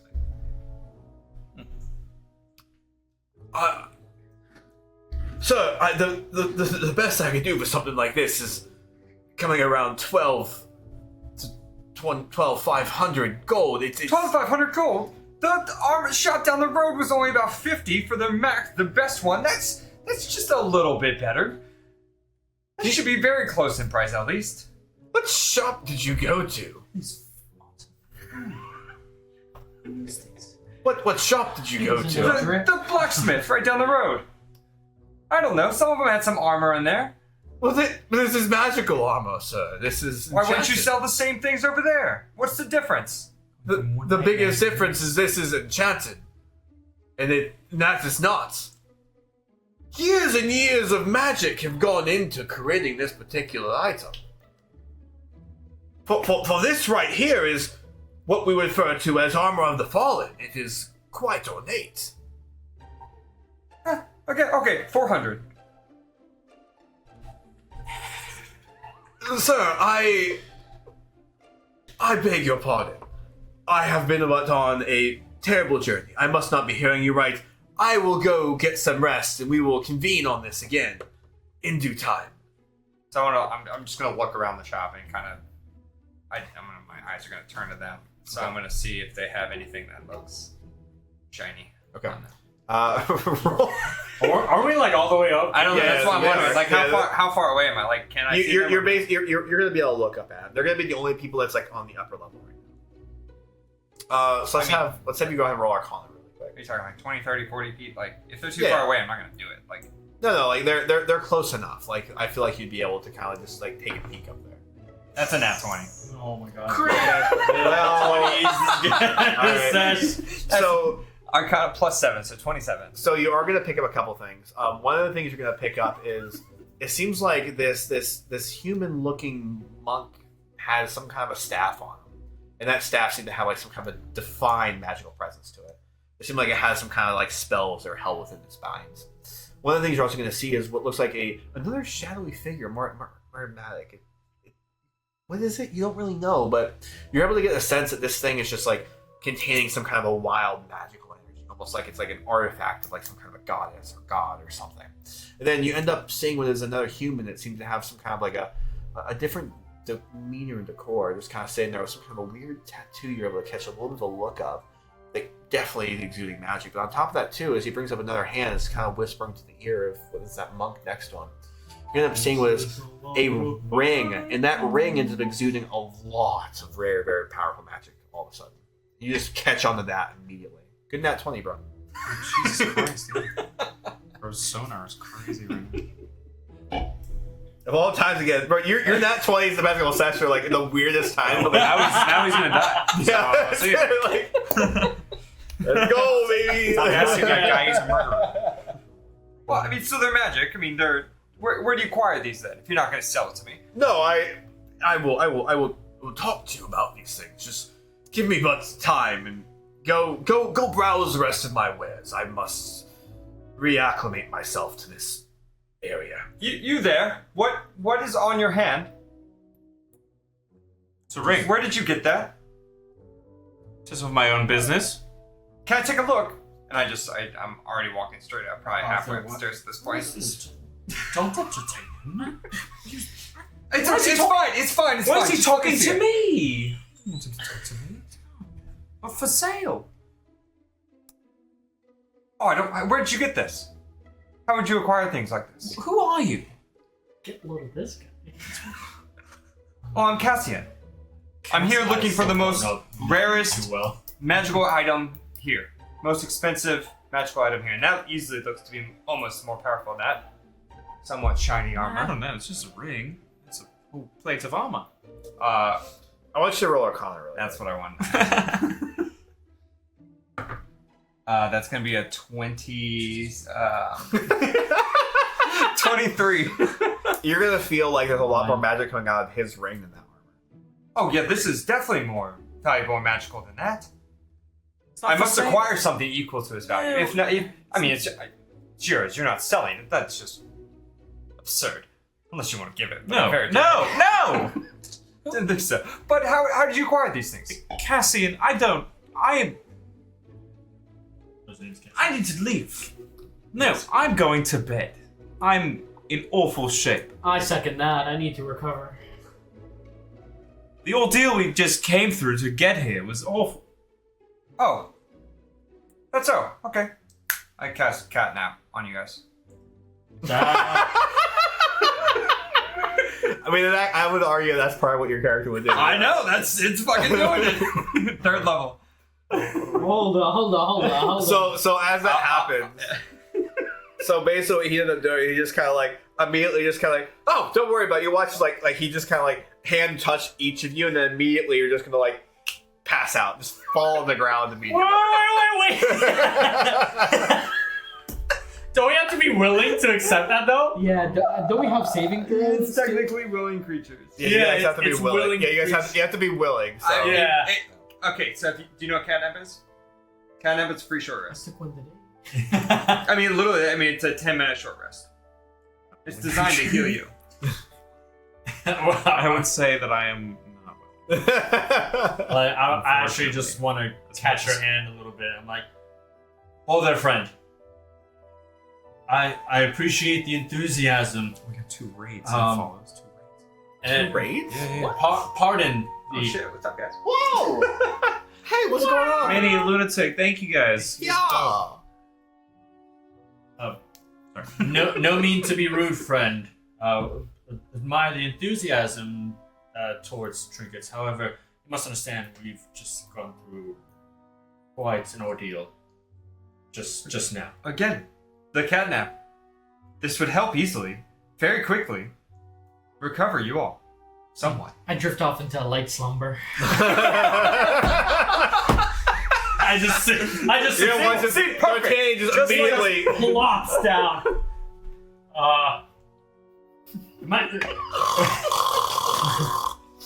Very well. Here. Right here. On the stairs. is there a corner? Is there It's literally at the top of the stairs. You gotta do it at the top of the stairs. I'll have to decline. I'm sorry. We could speak more later. I just want some rest. That's all. Again, it's 10 minutes. Saves you. This Saves an hour. More than 10 minutes. I'm sorry. Please understand. I really appreciate the gesture, but please understand. There's just some trauma that just occurred. I can't say the same to him. Who is he, by the way? D'Artagnan? Who? He's. Well, Scorn's cousin. I'm. Scorn's cousin. Appeared suddenly from a portal from some other realm. Not like the portal we just took. Look at his eyes. Did you see how he looked? I really haven't gotten a good chance to look at him until now, and he's out like a cat. He's napping like a cat. No. Well, interesting fellow. Regardless, he helped us out. I guess thanks is still in order when he wakes. We should take him with us. Right. We shall. I'm gonna look around to see where's the necromancer fellow. The necromancer fellow is actually kind of sitting over there with you. You're gonna end up watching as it looks like he was kind of like reaching around to tap people. He ends up also tapping the necromancer in this kind of like other hand, and the necromancer just passes on the ground. There he is. There he is. Well, You're also gonna watch as the arcane magic going between his vines is actually reunited too. So it's like it's back on. oh. Well, that solves that. It's probably good for him too. Yeah. Okay. Zephyrus, do you have a supply closet? I'm not doing this right now. And as you're gonna watch, like basically he just kind of like walks into like this back room. That's kind of actually what I needed, anyways. Well, Reginald, we still have our rooms. oh, you're right. And the issue now is getting our fellows over. Oh, perfect. What pass do you guys have? I have diamond. We can just go to the inn right over here. Yeah, we have. Okay, I'll just help and I'll We help also carry have- those that are asleep. I just. Can we get a good look at? But I mean, I'm totally joining. Yeah. See him At this fell point, out. I'm not Yeah, something- yeah, So I kinda so want you to- can I wanna know go ahead and what explain kind kind of what you look like. More. So, What does Cassian look like? as a visual, Oh no, he's hot. so that's realistically probably what you. Whoa, no, we're not doing that Great bullshit. for the audience. Yeah. Hell, explain what it is that's going on, bro. So he is, like you described, I have very old orange, reddish, goldish attire, as well as it semi-matches my skin tone. So my skin tone's a little lighter, and my wares and hair are a little darker, but it all matches. I'm an Eldrin, so I'm around. Well, so let's do this. Yeah, Let's have both you guys go ahead and roll history at Yeah. advantage now. You've been talking for a little bit. Is he hot? Oh no, he's hot. 24. 18. Okay. So if you guys are actually going to kind of pick up on this, it looks like he actually shares a lot of similarities to what you kind of seen with Lady Lace every time she's popped up. But the biggest thing that's kind of striking you is not just like the skin colors and everything compared to like what a normal elf would be, but also the ditzy and almost entitled nature of him seems to really lend himself to be somebody who's not even from this plane. It's like he literally is just from the Feywild and probably just some kind of an Eldrin, like maybe some kind of like a high exalted elf of some kind, and just basically something that could be like part of what the mother has chosen is in this world. So probably coming from a very very elevated status of himself. Is he level 8 or more, maybe? Probably level 8. Probably not or more, but probably level 8. That's what you guys end up getting for those rolls. He's roughly. I mean, they're lived to be what around 1200, 8, 7, 8. They have a 1200 really years long old. lifespan. So he's roughly around 350, 400 years old. So he's around 6'3", long, extremely pointed ears, carrying a rapier, and that's a moon-touched rapier. I don't think you can. It's not night, so you can't. Never mind. It doesn't matter anything right now. Sorry. And then that's probably all you realistically see on him. Like fancy robes. Oh, like elegant. Like it's all. Are you done wearing up. armor or not wearing No, armor? I'm not wearing armor. Just elegant robes. Elegant robes, just probably to the T. Like probably some of the nicest shit you've seen. Probably nicer than what you guys wore to the arena. Like drastically. Oh, any more? Cassian, it's a pleasure to meet your acquaintance. Well, For thank now. you for putting 2 new companions on the ground and offering to help carry. I suppose this is worth speaking later, more perhaps. Yes, you're welcome to invite yourself to our lodgings. Sure thing. Let's go. Let's go. Zephyr seems to be a bit ready to not be Tied up. dealing with us. Perfect. Let's go. I just kind of drag his. I grab his foot and start kind of. We're gonna carry him. Oh, I don't want his head to hit the stairs, and I just gotta cock him up halfway, let his feet drag as we go down the stairs. You're gonna hear like going all the way down the stairs. What are you guys gonna do to the necromancer? I'll have my companion carry him. Nice. All right, so you're gonna watch the companion just kind of is basically barred to another companion. That's crazy. So as a lot of you ends up going down the stairs and kind of walking outside for the first time, really experiencing the sun in what is realistically 2 days at this point, you're gonna end up kind of feeling the warmth and just kind of feel like a peace just kind of like overcome you for a second. I'm just gonna stop as soon as I like reach outside, and I'm just like, oh, it feels so warm outside. Doesn't even feel like it's been that long, but some time. Feels How like long it were you in the has. magic shop? It's been closed for at least a day and a half, I feel like, at this point. Well, Were you just inside the entire time? yeah, one can say. We were in the dark, yes, for a little bit. Makes no sense. Just come on. This Sorry. way. Yes, I'm just How is he taking taking it us in too the long? moment. What? What's going on? Listen, he seems He's got a to- diamond pass. He's offering 400 gold for fucking playtime. Listen, he seems friendly enough. We're- Let's just take his. Let's accept his good nature for now. Would I have actually stayed in the same We're back in the city, lodge that they anyways. were You Yes. might have. You might have. Wait, what kind of pass in? do I Was have? there a nicer one? No, that was the nicest Okay, one. that's mainly what I They, was. they are saying it the nicest Oh, place. okay, Yeah, they're cool. saying the nicest place. No, I'm glad you asked. I cannot partake with you guys, I'm sorry. Sorry, what? Sorry, I just missed that. He What are doesn't you have an talking adequate I actually level don't pass have the pass. to join us. Oh, you'll be fine. Come on. I'm sorry. I actually have to stay near here, and I hold up my wrist. In the city, it's Well- fine. You can go with other Well, parts true. of the city. That's- What happens if that's somebody fair. sponsors you for a party or something? That's fair. You just die as soon as you cross into the noble No, district? no. What is that? It's Mark. I'm supposed to fight in the arena soon. Can I? Yeah, go ahead and roll a history disadvantage. Well, okay. You haven't been in the city for but hours at this point. Okay. I wanted to see if I'd heard anything about a fight coming up. That's what I wanted Yeah, to see so if you, so you okay? So let's have you roll. Let's That's fine. You can roll standard for that, but it's disadvantage for knowing about fights. Okay, yeah, that's fine. Okay, That's a 2. so roll disadvantage then for knowing about fights. That's a nat 20 and then a 17. Okay. Well, so the 17 is going to end up giving you a little bit. So you're going to end up kind of remembering as you're walking Actually, around. that's a 21 if it's history.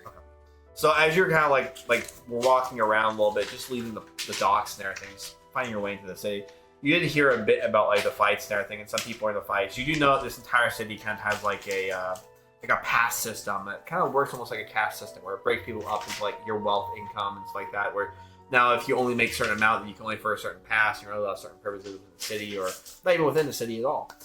The other part of that too is you end up remembering something about like multiple fights coming up and betting or something like that.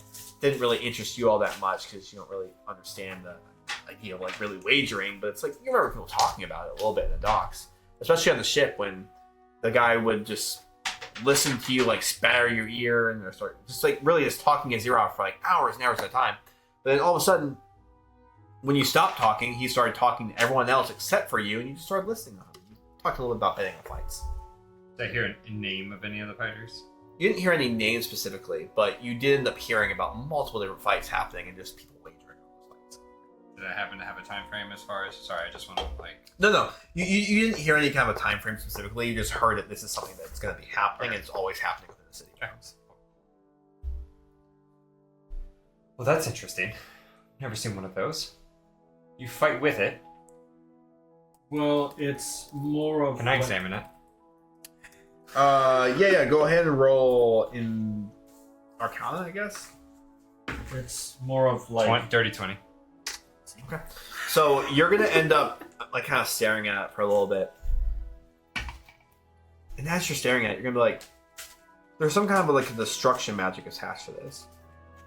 So some kind of a like not just destructive, but almost like a necrotic, like disintegrating force that's kind of associated with this thing. It seems like it also has some sense of divination tied to it, and there's a couple other like hints of magic from different types of schools. And you're like, wow, like whatever this is, it's obviously trying to keep like very, very, very tight balance on this individual. You're able to tell us explicitly what the schools are, but you're getting like these hints of these schools. Interesting. It's more of like a leash that's set to explode if I don't return in time. Well, let's say how much time do you need to rest? Say an hour, 4 hours? Why? That's standard for me. I get a full night's sleep in 4 hours. I mean, I I'll don't be sleep grateful for as realistically. long I as- just kind of hang out. As long as I can. Full night's rest. Yes. I think. Yes. For us both. Yeah. Let's try to get let's try to get over that. I'm feeling a little jealous, to be honest. I wouldn't want to collapse on somebody's back. Roll your 20. Nat? 9. Oh, 9? Okay. 9. Alright. So as this kind of conversation happens, you're actually gonna start feeling it's like it begins kind of warming up. That brace that you're wearing. As you're gonna watch it, it kind of just starts like pulsing red a little bit. What? Oh no. How close does it get to my skin color? And I would say for a second, like when you look at it, it looks like it actually kind of like gives a slight luminescence similar to your red. What are you? What's your race again? I'm a human. Oh, okay, never mind. That won't work. You wouldn't be one. Is it supposed to do that? Arthur. What? It, What? What? it's time. What do you need to go? You just go? I The dog. No, Dragon Ball. not now. I think I need to go to the arena. Are you able to fight? Have to say, I think maybe I just have to Yes. report. You need to let him put you to sleep, and we'll take you there. Can I do a history check to see what I remember? Do I just have to go to the arena? Sure, roll history. Yeah. 9. Can I do a help action? Yeah, you're not really remembering too much of the contract. You remember there being like when you got this like notification, there was some kind of like a time frame you had to be back. What it was is Do you know where we need to go? We can at least help you rest once you get there. I think I don't remember exactly what, but once this goes off, I think I remember I at least have to be in the city, at least close until there might be another notification they have to send. Is there somewhere like nearby? someone. Just randomly someone. I'm assuming you guys are staying outside the shop in the streets. Yeah, we're out. There'll be people out there. Yeah. So you're gonna fight, right, sir? Is there a fight going on in the next day or two? What? Are Do you not bet like everybody else around here? Of course I bet. Who are you? Why do you ask? Is there a fight? Yes or no? Yeah, there's scheduled to be a fight here within the next day. There it is. Day. Thank you. Yeah. Just kind of wave them off. Fucking foreigners. Next day. Okay. That might give me some time. Okay. Let's get some rest first. I feel like if How long has it been, technically? At this point, it's probably been like 5 minutes. Okay. he's about to explode. 4 more.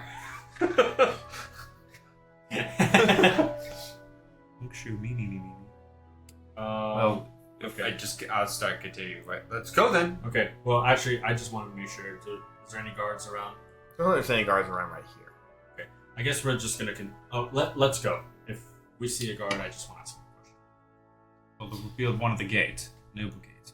Alright, so as the lot of you end up kind of walking through the city, you're going to realize that it's a little more packed than what it would normally be. It actually seems like there's a lot more people that don't look like they're from the city themselves kind of walking around. Looks like probably the refugee count within the city has definitely gone up. A lot of people are coming far and wide and willing to pay the money to at least get into the city for a day, 2, 5, 10, who knows. But there's a lot more people who don't look like they belong here, which, to be fair, you kind of do as well. As you end up walking closer and closer to the gate, you're going to end up eventually feeling as D'Artagnan just kind of wakes up. One of the necromancer. Why are my clothes disheveled? Oh, what? Hey, bud. Hey, How you feeling? a lot better. A lot better. Thank you. Why are my clothes disheveled? As if somebody was pulling me along a staircase? Well, you kind of were. Fair enough. We did ask him to carry you, and he carried. You want to just leave you on the corner? Who are you again? Cassian. Cassian D'Artagnan. Interesting eyes. Can I roll history? My name's Win. Thank you for the sleep. I appreciate it very much. Absolutely. What magical items do you have? Doesn't he still have the shackles on? Well, I have these, technically speaking. Those look different than that. Are they the same thing, just two? No, these are actually quite cumbersome. If you want them, I'll give them to you. Hold on, wait a minute. Will you take them off so I can give them to this individual? Hold on, wait a minute. Where's that chest you were talking about? Well, if you can get the rest of this off me, I will be more than happy to provide you with the chest. Let's. Does anyone know how to spell magic, by chance?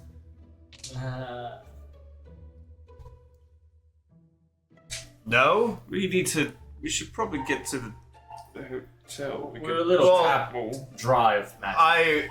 I would appreciate it if as much as I enjoy your company, I don't exactly fit in here, nor do I have a pass in the city.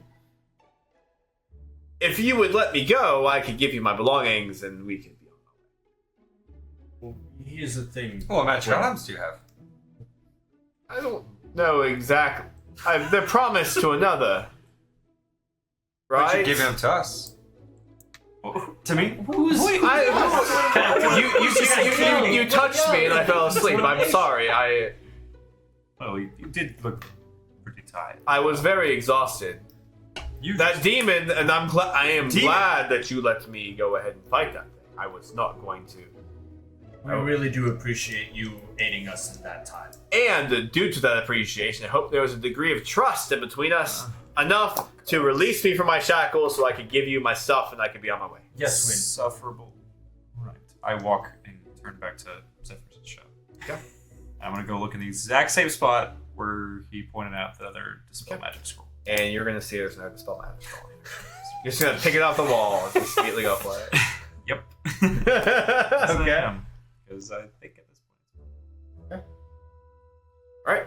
So as you end up walking away, but so I would really appreciate any time that you could do this. That way I could leave. Please. Like we're saying, I don't really have any magic. Arthur? Arthur? You know what happened.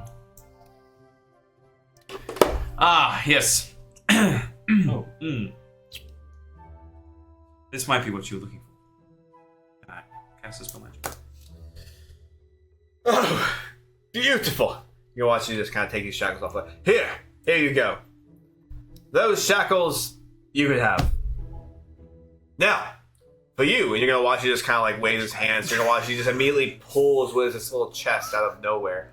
As you open the chest, you're gonna have saying, "These are yours, I believe. May we never meet again." You watch as he pulls his chest open and just immediately falls onto your hands as he just kind of closes the chest, throws it back into the pocket dimension. I bid you adieu. And he just walks away. I look down at my hands. And as you end up looking down at your hands, you're going to end up seeing what is some kind of a ring and a scroll in there as well. And as you're like looking through, you're going to end up seeing what is some kind of a like almost like a dressing for like your attire. Like it looks like it's like almost like a brooch that kind of goes on to like an ascot or something. That kind of has a link that kind of goes off to another spot. It looks like it hooks onto some buttons or something. So there's a ring, a scroll, and a brooch. Yeah, a wing, a scroll, and a brooch.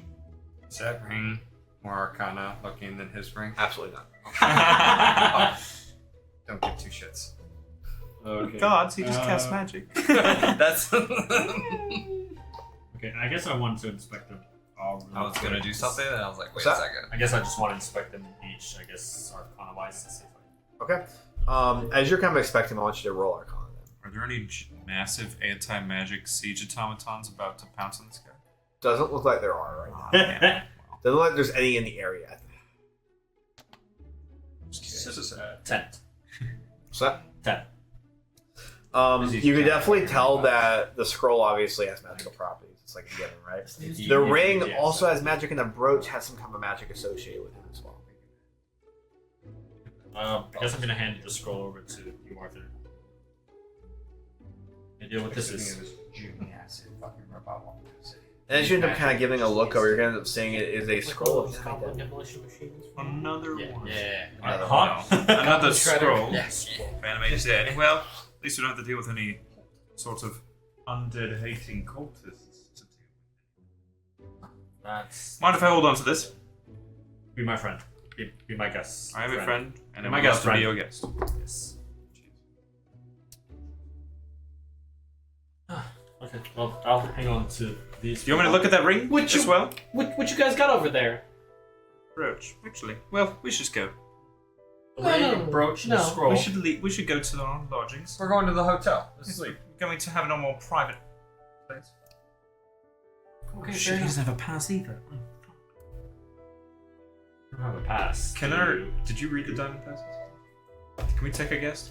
Yeah. Or no? I didn't see anything about. So can I remember? I mean, I've only been in the city for like a couple hours, so I would have just recently gotten a pass. Yes, it would have just recently gone past. So would it have stated anything about having like +1s, +2s?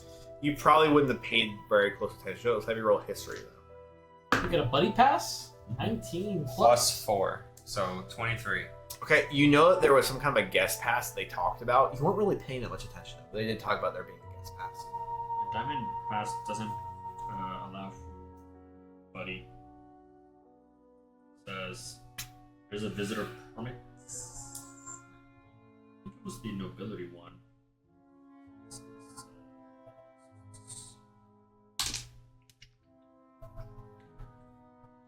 Good thing we had all our money on score. I know, it's just Great. Good thing. 3,160. It's almost 3,100 and no, like I had all the gold. It's almost enough to buy that set of They armor didn't. you The want only so person bad. who knew I had the gold was Arthur, though. That's true. He's the only one who knew how. You didn't even know I had that You much. shouldn't even take your buy if you wanted to.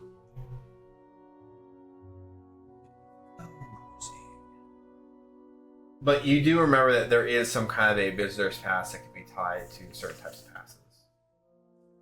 It's fine. You come along with us. Get you one of those guest passy things. Sure. Worth a try, shall we? And as you The guys are fighter saying just there, you're going to go end up walk in. watching as a giant kind of Oh, shake okay. hits the ground. And then that shake hits the ground, you're going to end up hearing another shake. Another shake. As it looks like this giant construct that seems to have a massive just exterior with like gold trim across it. Metal it looks Gear like Colosseum in Arcana just kind of like Yeah, going going in between the bits of his armor. It's going to end up saying, "Hello there, citizens. May we have your papers, please?" Hi. Oh. I'm with The other him. one went that way. I'm with him. You're gonna watching as it looks like a couple of guards come around saying, "Thank you. Your papers are good, sir." You said there was another one. What do you mean another one? Go look at your This papers. strange-looking fellow just started casting magic in front of us and ran. Roll. Deception. Sure. He popped a secret chest out and everything. No, not that part. He didn't totally give us his stuff. He just started doing magic. Swear to fucking God. Oh, the portal. Not from the portal. Out of something That is came a out. 17. It was a penis. He did what? You're gonna watch. He just kind of immediately like stops reading your papers and passes it back to you. What direction did he go? He was doing magic in the city. Yes, that way. That one. You're gonna watch it immediately. He just starts going off in that direction, and you're gonna watch the Albatron says, "Thank you, citizens," and it just immediately. Just doing our part. And you're gonna end up watching as the entire lot of them just immediately go in that direction, leaving you guys alone. What was that? Don't do magic. Dude, let's go away from them. Maybe in Zephyr's shop. Yeah, yes. Okay. So actually, I think if you have a visitor's pass, you have to be accompanied by a diamond. Yeah, that's diamond person. Diamond stats. How much is a visitor's pass? Visitor pass? I just had it. Biddy. Biddy gold for visitor pass, but it takes. I think it takes a while. Oh no, it won't take a while. We just go. No, it doesn't even say. Doesn't even say how long it takes.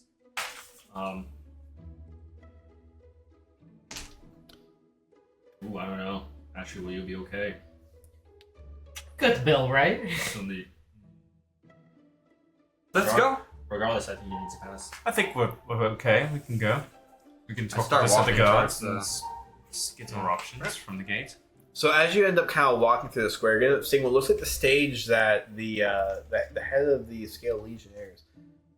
It's not really actually taking the part yet. It looks like from that speech you ended up hearing from the other day, it's still kind of there. They slowly begin taking the part.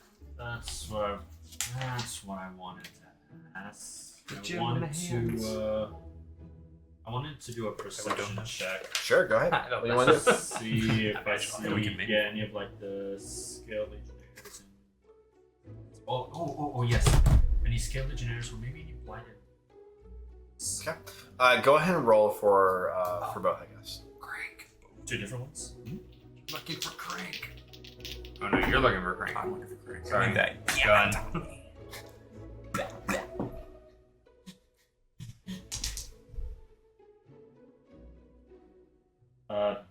And an 8. So you're gonna end up recognizing you don't see a single blighted lord at all in the city. But you did just encounter a couple Scale Legionnaires. They were actually the ones you just talked to. So. Yeah. But the Scale Legionnaires are still there and alive and well. Yeah. But as for the blighted lords, you haven't seen anyone since you've been back, which hasn't been long.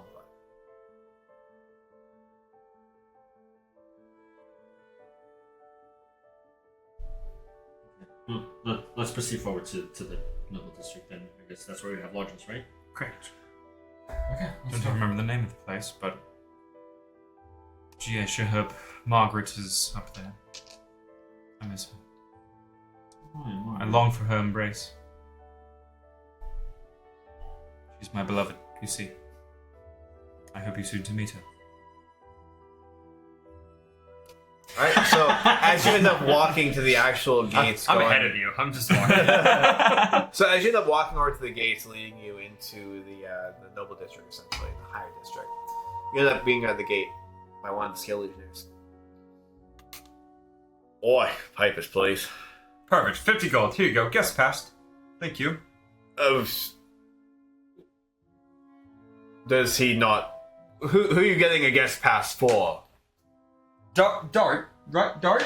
D'Artagnan LaCroix. How did he get into the city without having a pass in the first place? 50 gold. Guest pass. Here's mine. Come on. I don't have time to waste. Roll performance for me. Yeah. Nat 20. Let's go, baby. Let's go, baby. 22 technically. It's absolutely fucking ridiculous.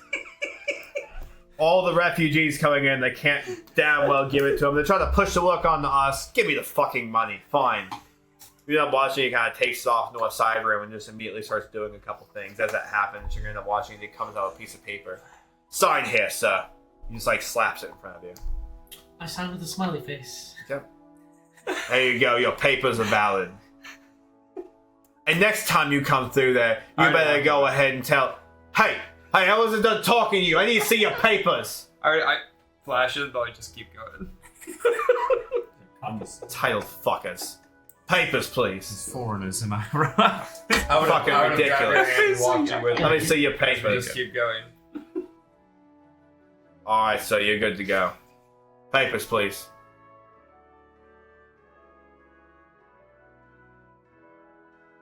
You're scheduled to fight. I am actually. It's just.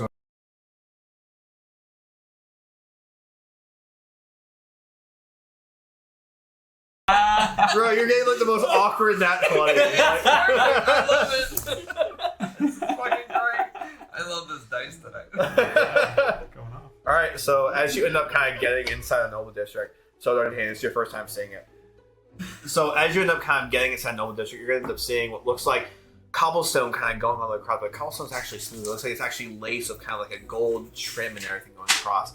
As you end up looking up, you're going to watch that there's like little lights kind of dangling across the entirety of this area. It looks like it actually kind of has more of like a European kind of Paris vibe between all lights and the infrastructure. Going through, you're going to end up seeing what is all these shops and shopettes kind of just basically across the entirety of this area that all seem to have their own individual bards, either inside or outside, playing harmonious music as you're kind of walking through this gold kind of embezzled cobblestone area until eventually you end up getting inside this area that has a giant building that seems to kind of tower above everything else in the gold structure. As you're walking inside, you're going to end up seeing this, some kind of a casino of some kind. I would have loved this. I've actually stepped foot in here before. Sacre bleu. What? How how fancy is this compared to the Feywild? So for you, you'd probably consider it to be fancy It's by like what an would be expression. considered like, Oh. Casual. Oh my, oh. yeah, like what would be like material planes. It's not like the most Sounds fancy so thing you've nice. seen. You've definitely seen nicer things in the Feywild, but Interesting. compared to what you've seen from like kind of your escapades, where you just kind of got derailed on your own adventures and tangents and everything, it feels like it's a lot more ornate than some of the other things you've seen by humans in this particular place. This is the inn we just walked into. Yes, this is going to be the actual location you guys just got. This'll do. Rooms? You guys are staying here, right? Yes. Oh, perfect. Nice set of lodgings. It's a nice suite upstairs. This is Fortune's Den, by the way. Thank you. I had celestial luck, but not fortune's den. The Fortune's Den is the one you're staying at in the Noble District. You all stayed in here. Yes. It was quite nice. I'm glad you guys were sleeping in luxury. Well, you will for tonight as well. Those beds in the arena were not at all. Well, let us ascend.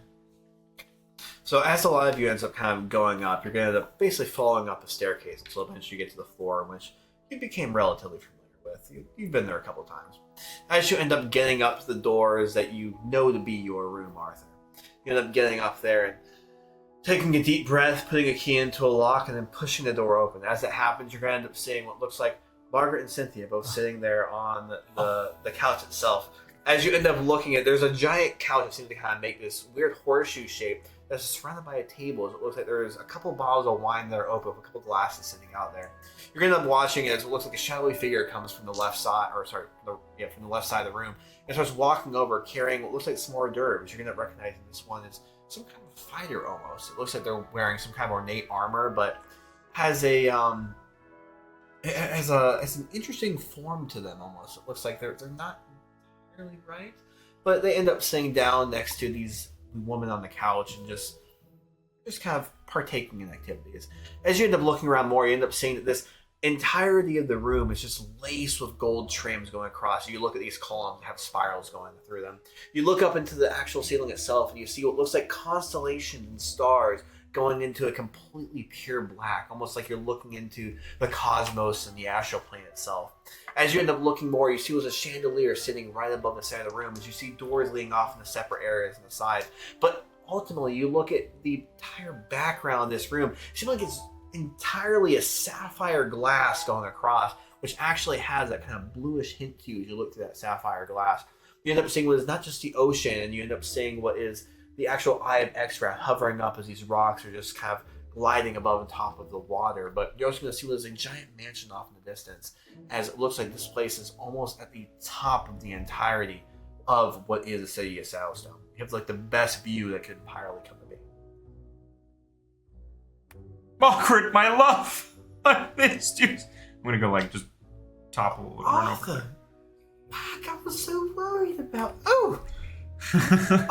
Are you okay? Oh, I need you. I've longed for your embrace for so long. I'm so tired. Arthur, we can go take care of this, don't you worry. Turn back to the fellas and I wink. I'm just looking up. Hey, are we inside? It looks exactly like the night sky, the constellations. They're there. Reginald, you are Reginald, right? Yes, Cynthia, What? do you remember me? of course, Cynthia. How could I forget? Absolutely. So, this is actually a grand illusion created by the casino itself, the hotel. They paid no expense on this grandeur decorations. Well, Gods. it does help when Uham the Bold himself is the one in charge of the decor. This was his primary casino. Who? Uham the Bold? You've lived here for quite some Oh, time. right. Yes, I'm sorry. Just the decor has me in quite a shock. How did you get in here, by the way? Well, you can thank our He's friend the here. fighter. He deserves the best. Right? Isn't that how it's supposed to go? They fight, they enjoy luxuries. Who is this one? His name is Cassian. Cassian. Sure. Who is that one?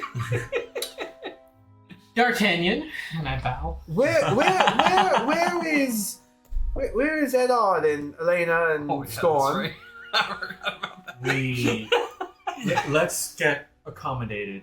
Let's have some drinks, some food, perhaps. Actually, I'm very famished, and honestly, I feel like I'm just about to pass out as I'm beginning to Well, lean on my staff. As it just so happens, we actually ordered some food, so don't you worry about that. We got some food coming. going up here? Are those pigs in the blankets I see? And I scurry up. Well, I would actually call it chickens wrapped in bread, but if you want to call it that, sure. I'm gonna hobble over a little bit with my staff and just throw myself onto the couch. And... As is declared, I am in total servitude to yours right here. By the gods, what happened here? What's that on your arm? We have lots to tell. I'm quite wary to tell it all at once. Quite like some rest and some food and Very well. some peace. Yeah. We'll get to our business. Let me go ahead and pour you all some wine. You're gonna watch as he kind of goes around, starts pouring like all the wine glasses sitting at the table. As you're basically all just sitting in this horseshoe configuration inside this room. As you end up kind of sitting there, you're gonna end up watching as what looks like Vivo, which is this kind of like changeling, and just kind of immediately change into a different form right in front of you. Instead of going up there saying completely different accent, same person. Well, I'm gonna go ahead and get this lit for you. Give you a little bit of time, and I'll go off into another room. Let you speak, unless Arthur, you would like me to remain in this room with you and your beloved and your companions. You may stay as you please, Vivo. Oh, but what it is, I would love to know though what did happen to Elena. Oh, and you're gonna watch as he kind of hears a knock on the door, and immediately goes to the door, and kind of leaves you to yourselves for a moment. It looks like he's talking to somebody outside. I would like to pick up one of the glasses of wine and approach the third companion. Okay. Which companion? The one who looks dressed weird. Just what? Dressed weird. Oh, that's Vivo. That's Vivo. Oh, Vivo. So he's gonna be like standing up next to the door. So as you end up walking over next to the door, you're gonna end up hearing a little bit of conversation saying, "Oh, yes, of course, thank you." So he's gonna be watching as he kind of grabs platters from what looks like some servants outside. Yes, and oh, were you wanting to help? Of course. Here. You're watching as you kind of plunge your platter. Thanks the gods. You're gonna watch you grab another one. You can grab this one too, and then I'll grab these two. All right, let's bring this back to the plates. I didn't help for shit. So as this kind of happens, you're gonna be holding your wine glass and kind of trying to balance all this stuff. Let me help. As I grab your wine glass. Thank you, Reginald. I'll Just the wine glass. Right. Just the wine glass. Yeah. Just the wine glass. I'm gonna set it right on the table where you were sitting.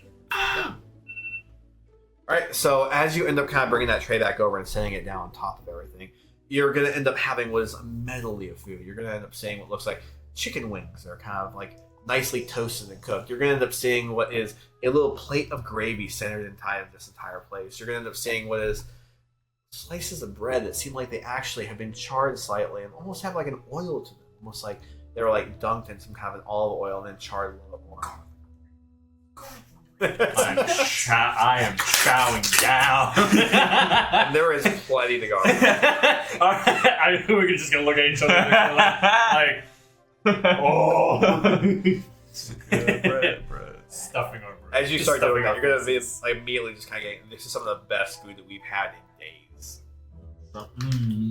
I start trying out with them. Just breaking the chicken bones, just eating everything, one of everything. I want to grab a cherry tomato.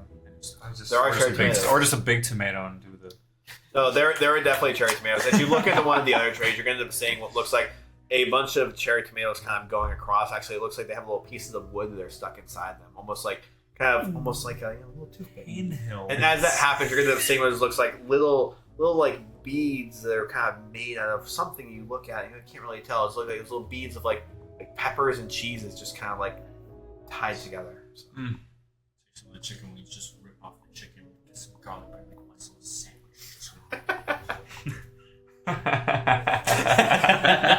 And you are Real. loving every second of it. Real, honestly. Right, so as y'all are sitting there eating and kind of devouring, enjoying the wines, and realizing this is actually a sweeter wine than what you had before. It's not more summery, but it has more of a grapefruit-like taste to it. A little bit different than what you had last time. Yeah, so we... long story short, Elena and our... They went to seek other paths. we didn't see eye to eye. They've departed. As for Scorn, he's also departed, but not in quite the same way. Scorn is no longer with us. Scorn is no longer with you. Scorn is gone. But There was Father no gods, my saving condolences. it. There were many, many trials and tribulations over the past couple of days, and So there's no remnants of Scorn left. Was this well, body? we were unable to recover any part of him, any of his belongings. We But could not. we have retained some of his kin, and D'Artagnan is Scorn's cousin. You are blood related to Scorn. And D'Artagnan speaks Undercommon, which Scorn didn't, and that was the funny part of all of it. You tell me the Scorn didn't speak Undercommon. Man, That's My- quite comical. My education went a little further than his did before we got to. So it seems. I spoke undercommon. This is just further the irony of the situation. Regardless, his fallen. I want to at least raise a toast to him. Of course. Of course. Sorry, Scorn was a lovely fellow. He- I don't know what happened to him, how he died, and I don't need to, but he did great work in the service of not just the free folks, but the Lord himself and his desires. May his soul forever rest in peace. cheers. Cheers. Cheers. Never Yeah, gonna give they're good. you What are we doing? Okay. What's Where are you? how does Faye treat death? It's kind of like an inevitable thing, but like it's so inevitable and so far away, you don't even really think about it. Like for me, this is just like I'm just gonna choose. Yep. Yeah, just kind of like yeah, of course. Of As course, I'm of course. like elegantly eating my fucking food. Yep, You guys exactly. are just and I'm just like uncivilized. Well, Scorn did have. You are going to end up watching Yes. as what looks like Margaret is kind of getting a little bit more handsy with Oh. My lady. her. As this is happening, you guys are saying. I do want to say, while Scorn did have a dark history. He well made up for it in his time with us, especially while we were down there. He lost a little bit of himself while we were traveling down there. Actually, but tried to regain it, and his actions actually resonated with me a little bit. For he swore not only to protect me, but someone rather close to me. And I just can't thank him enough for that. Just wish he was still here. Death is common with me. It is natural. Almost like a cycle. His, however, very unfortunate. Is that do you need to be somewhere? I prefer if you all went somewhere else. Arthur, I will say, while I understand Margaret needs your attention, I do require a moment of your time, if you will. Up in the hallway, something did come up while you were away. It's nothing. It's just expenses, bills Right. for the room. Very well. I will. Margaret, my love, I will be with you momentarily. But of course, Arthur, I will be waiting here. Damn, Margaret sounds kind of sexy. Dude, yeah. My old broad, that's right. Literally. Yeah, Lou. This is Arthur's version of Smog, okay? Alright. So you're gonna end up watching as him and Cynthia just kind of walk outside the room really quick, and you guys kind of bring yourself. So, is this good a time as any to, I guess, really get to know each other a little bit? Well, I haven't really been able to really introduce myself to you. First of all, foremost, I'm Reginald Starkwood. Pleasure to meet you, Reginald. D'Artagnan LaCroix. I go by Dart amongst friends. Dart. Well, consider yourself a friend. A friend of mine. You handled yourself very well down there. Thank you for your help. And I must say I'm sorry for the loss of your cousin. He was a great ally and a great friend to us. You can speak frankly. He wasn't the brightest star in the night, but You're not wrong. he did have very redeeming qualities. He was fiercely loyal. He loved feet. He was always eager to help. Didn't know that. Childhood memories. Childhood memories. Well, I mean, you're his cousin, so I guess you know a little bit more. So, regardless, so I kind of look at you a little bit actually. It's the first time I actually gaze on you. Out of character. What are you? What's the CC? This is his first time. So kind of explain your appearance and everything you're rating. Yeah. What am I looking at you? You're looking at a wood elf, Okay. right? Who's dark in skin, light in complexion. I've got long, whitish colored hair. My eyes look like they've been touched by something Consent or magical. Okay. Magical. My eyes are golden. Oh. A little bit of blaze, but my pupils look very, very distorted. There's no uniformity in the pupil size or anything. What are you? Well, I'm just I'm a human. You can see Reginald just has straight slick hair, just combed back. Scruffy, clean shaven. How tall? Scruffy, around 5'8", 5'9", 5'10". Okay. Don's just a cloak, a green cloak, holding a staff. Very disheveled, not the cleanest person you've ever seen. But you know, still better than most of the folk that you've seen around here. Okay. Can be very timid and just stumble a little bit on his words, and can be very shy a little bit, but still not afraid to show how he feels. Okay. Nice. So I noticed you've got what's that thing on your wrist? oh well.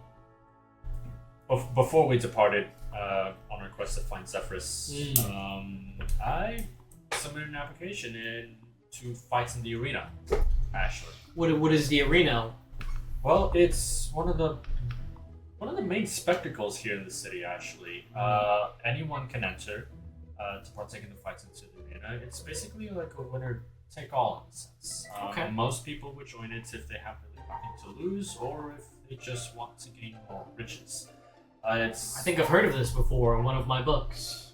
Oh, okay. Well, yeah, it's a It's very like a gladiator type deal, right? Yes. Okay.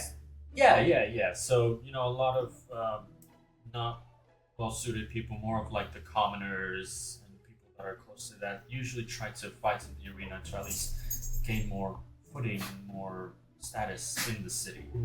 Okay.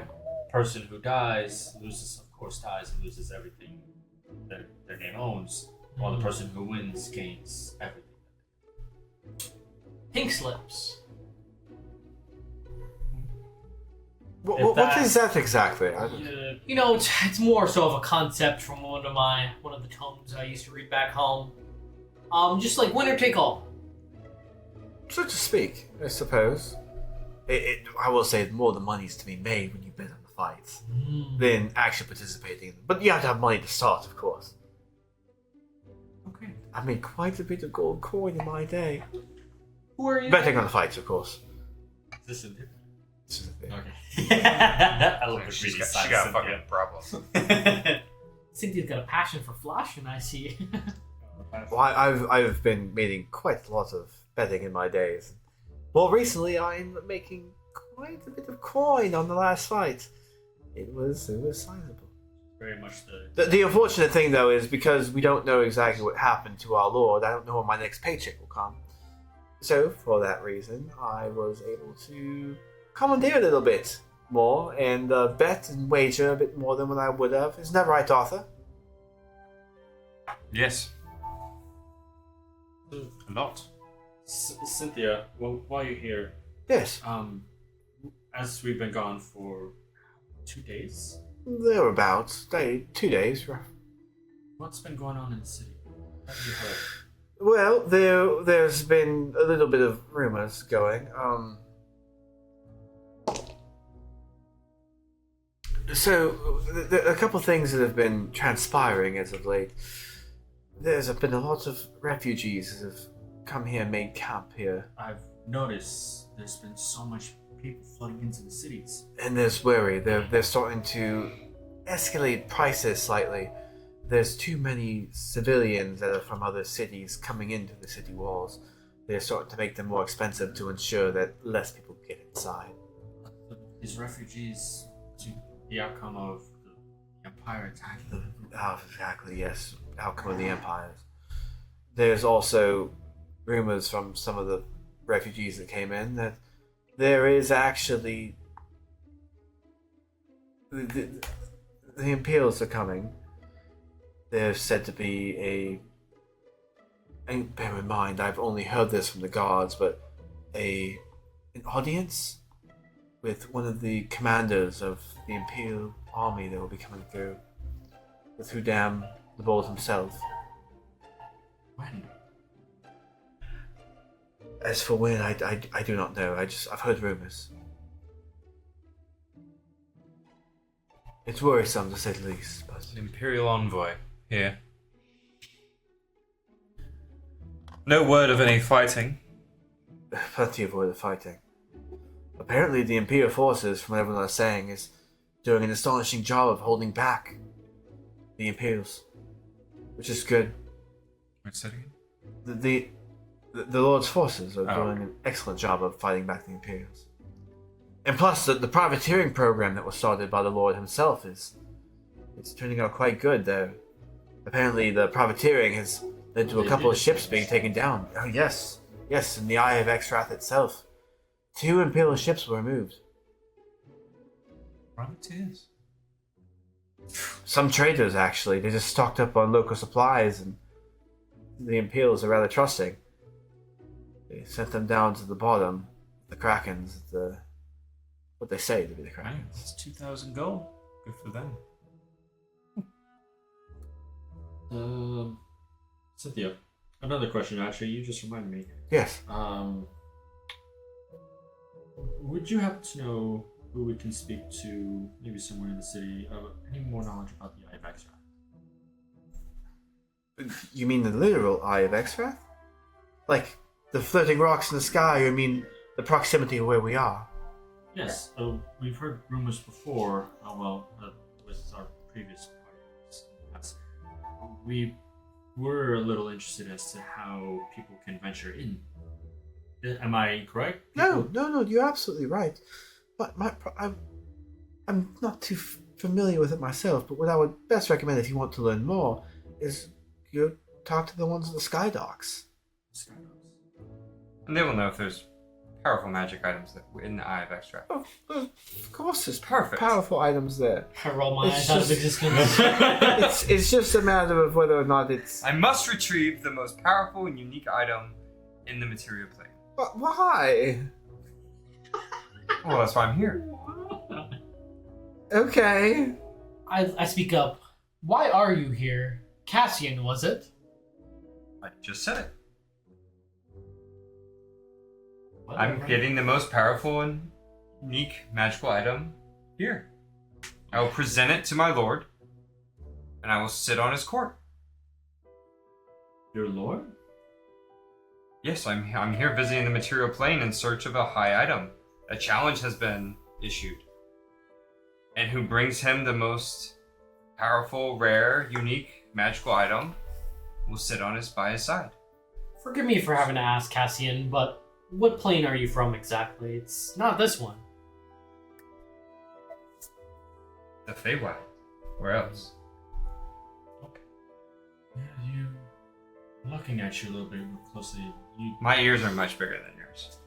Whoa, whoa! He's a bigger. I didn't know this was an ear measuring contest. We actually know someone that's from your plane of existence. I can see the similarities a little bit. So you're trying to find the rarest magical item and you'll sit next to your lord? Yes, beyond their court. Beyond his court. What will that grant you? What it grants me. That is yet to be fully determined. Well, I mean...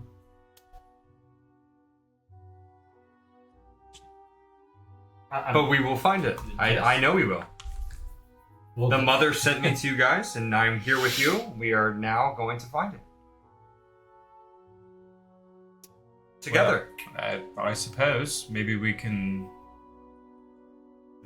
There's many things to consider. I mean, your ring is magnificent, It's not but you're the not going to most- part with it's it, not which the means we're going to most- find there's- something there's better Plenty better. Plenty. than the extra. Let's go. Not now. Well, after his fight. we can inquire a little bit more about it when we have some downtime. I think we can Wait. Maybe Roll perception. Let's take some time to find these things and learn the knowledge that maybe Zephyrus might have a crit. That's a fucking Holy nat shit, 20. I should hop out of the fuck. That's nuts. So as this conversation's happening, you're gonna kind of immediately feel your eyes get drawn to a corner of the room. I want you to roll perception. No, just him. 24. Okay. You're gonna end up kind of catching on to this. You're gonna end up seeing the D'Artagnan's eyes kind of walk over the corner for a second as he just kind of shakes it off and begins kind of looking back over towards the group. But you're also gonna feel as if like your companion is also kind of like glaring off in the direction as it happens. You're just gonna kind of look over, like look at where your companion's looking at. Just kind of start like looking across the room. And all of a sudden you're just gonna kind of like pick up on some of your companions kind of staring at one person in particular. Into a corner. And as that happens, you're gonna watch as it looks like a little portal opens.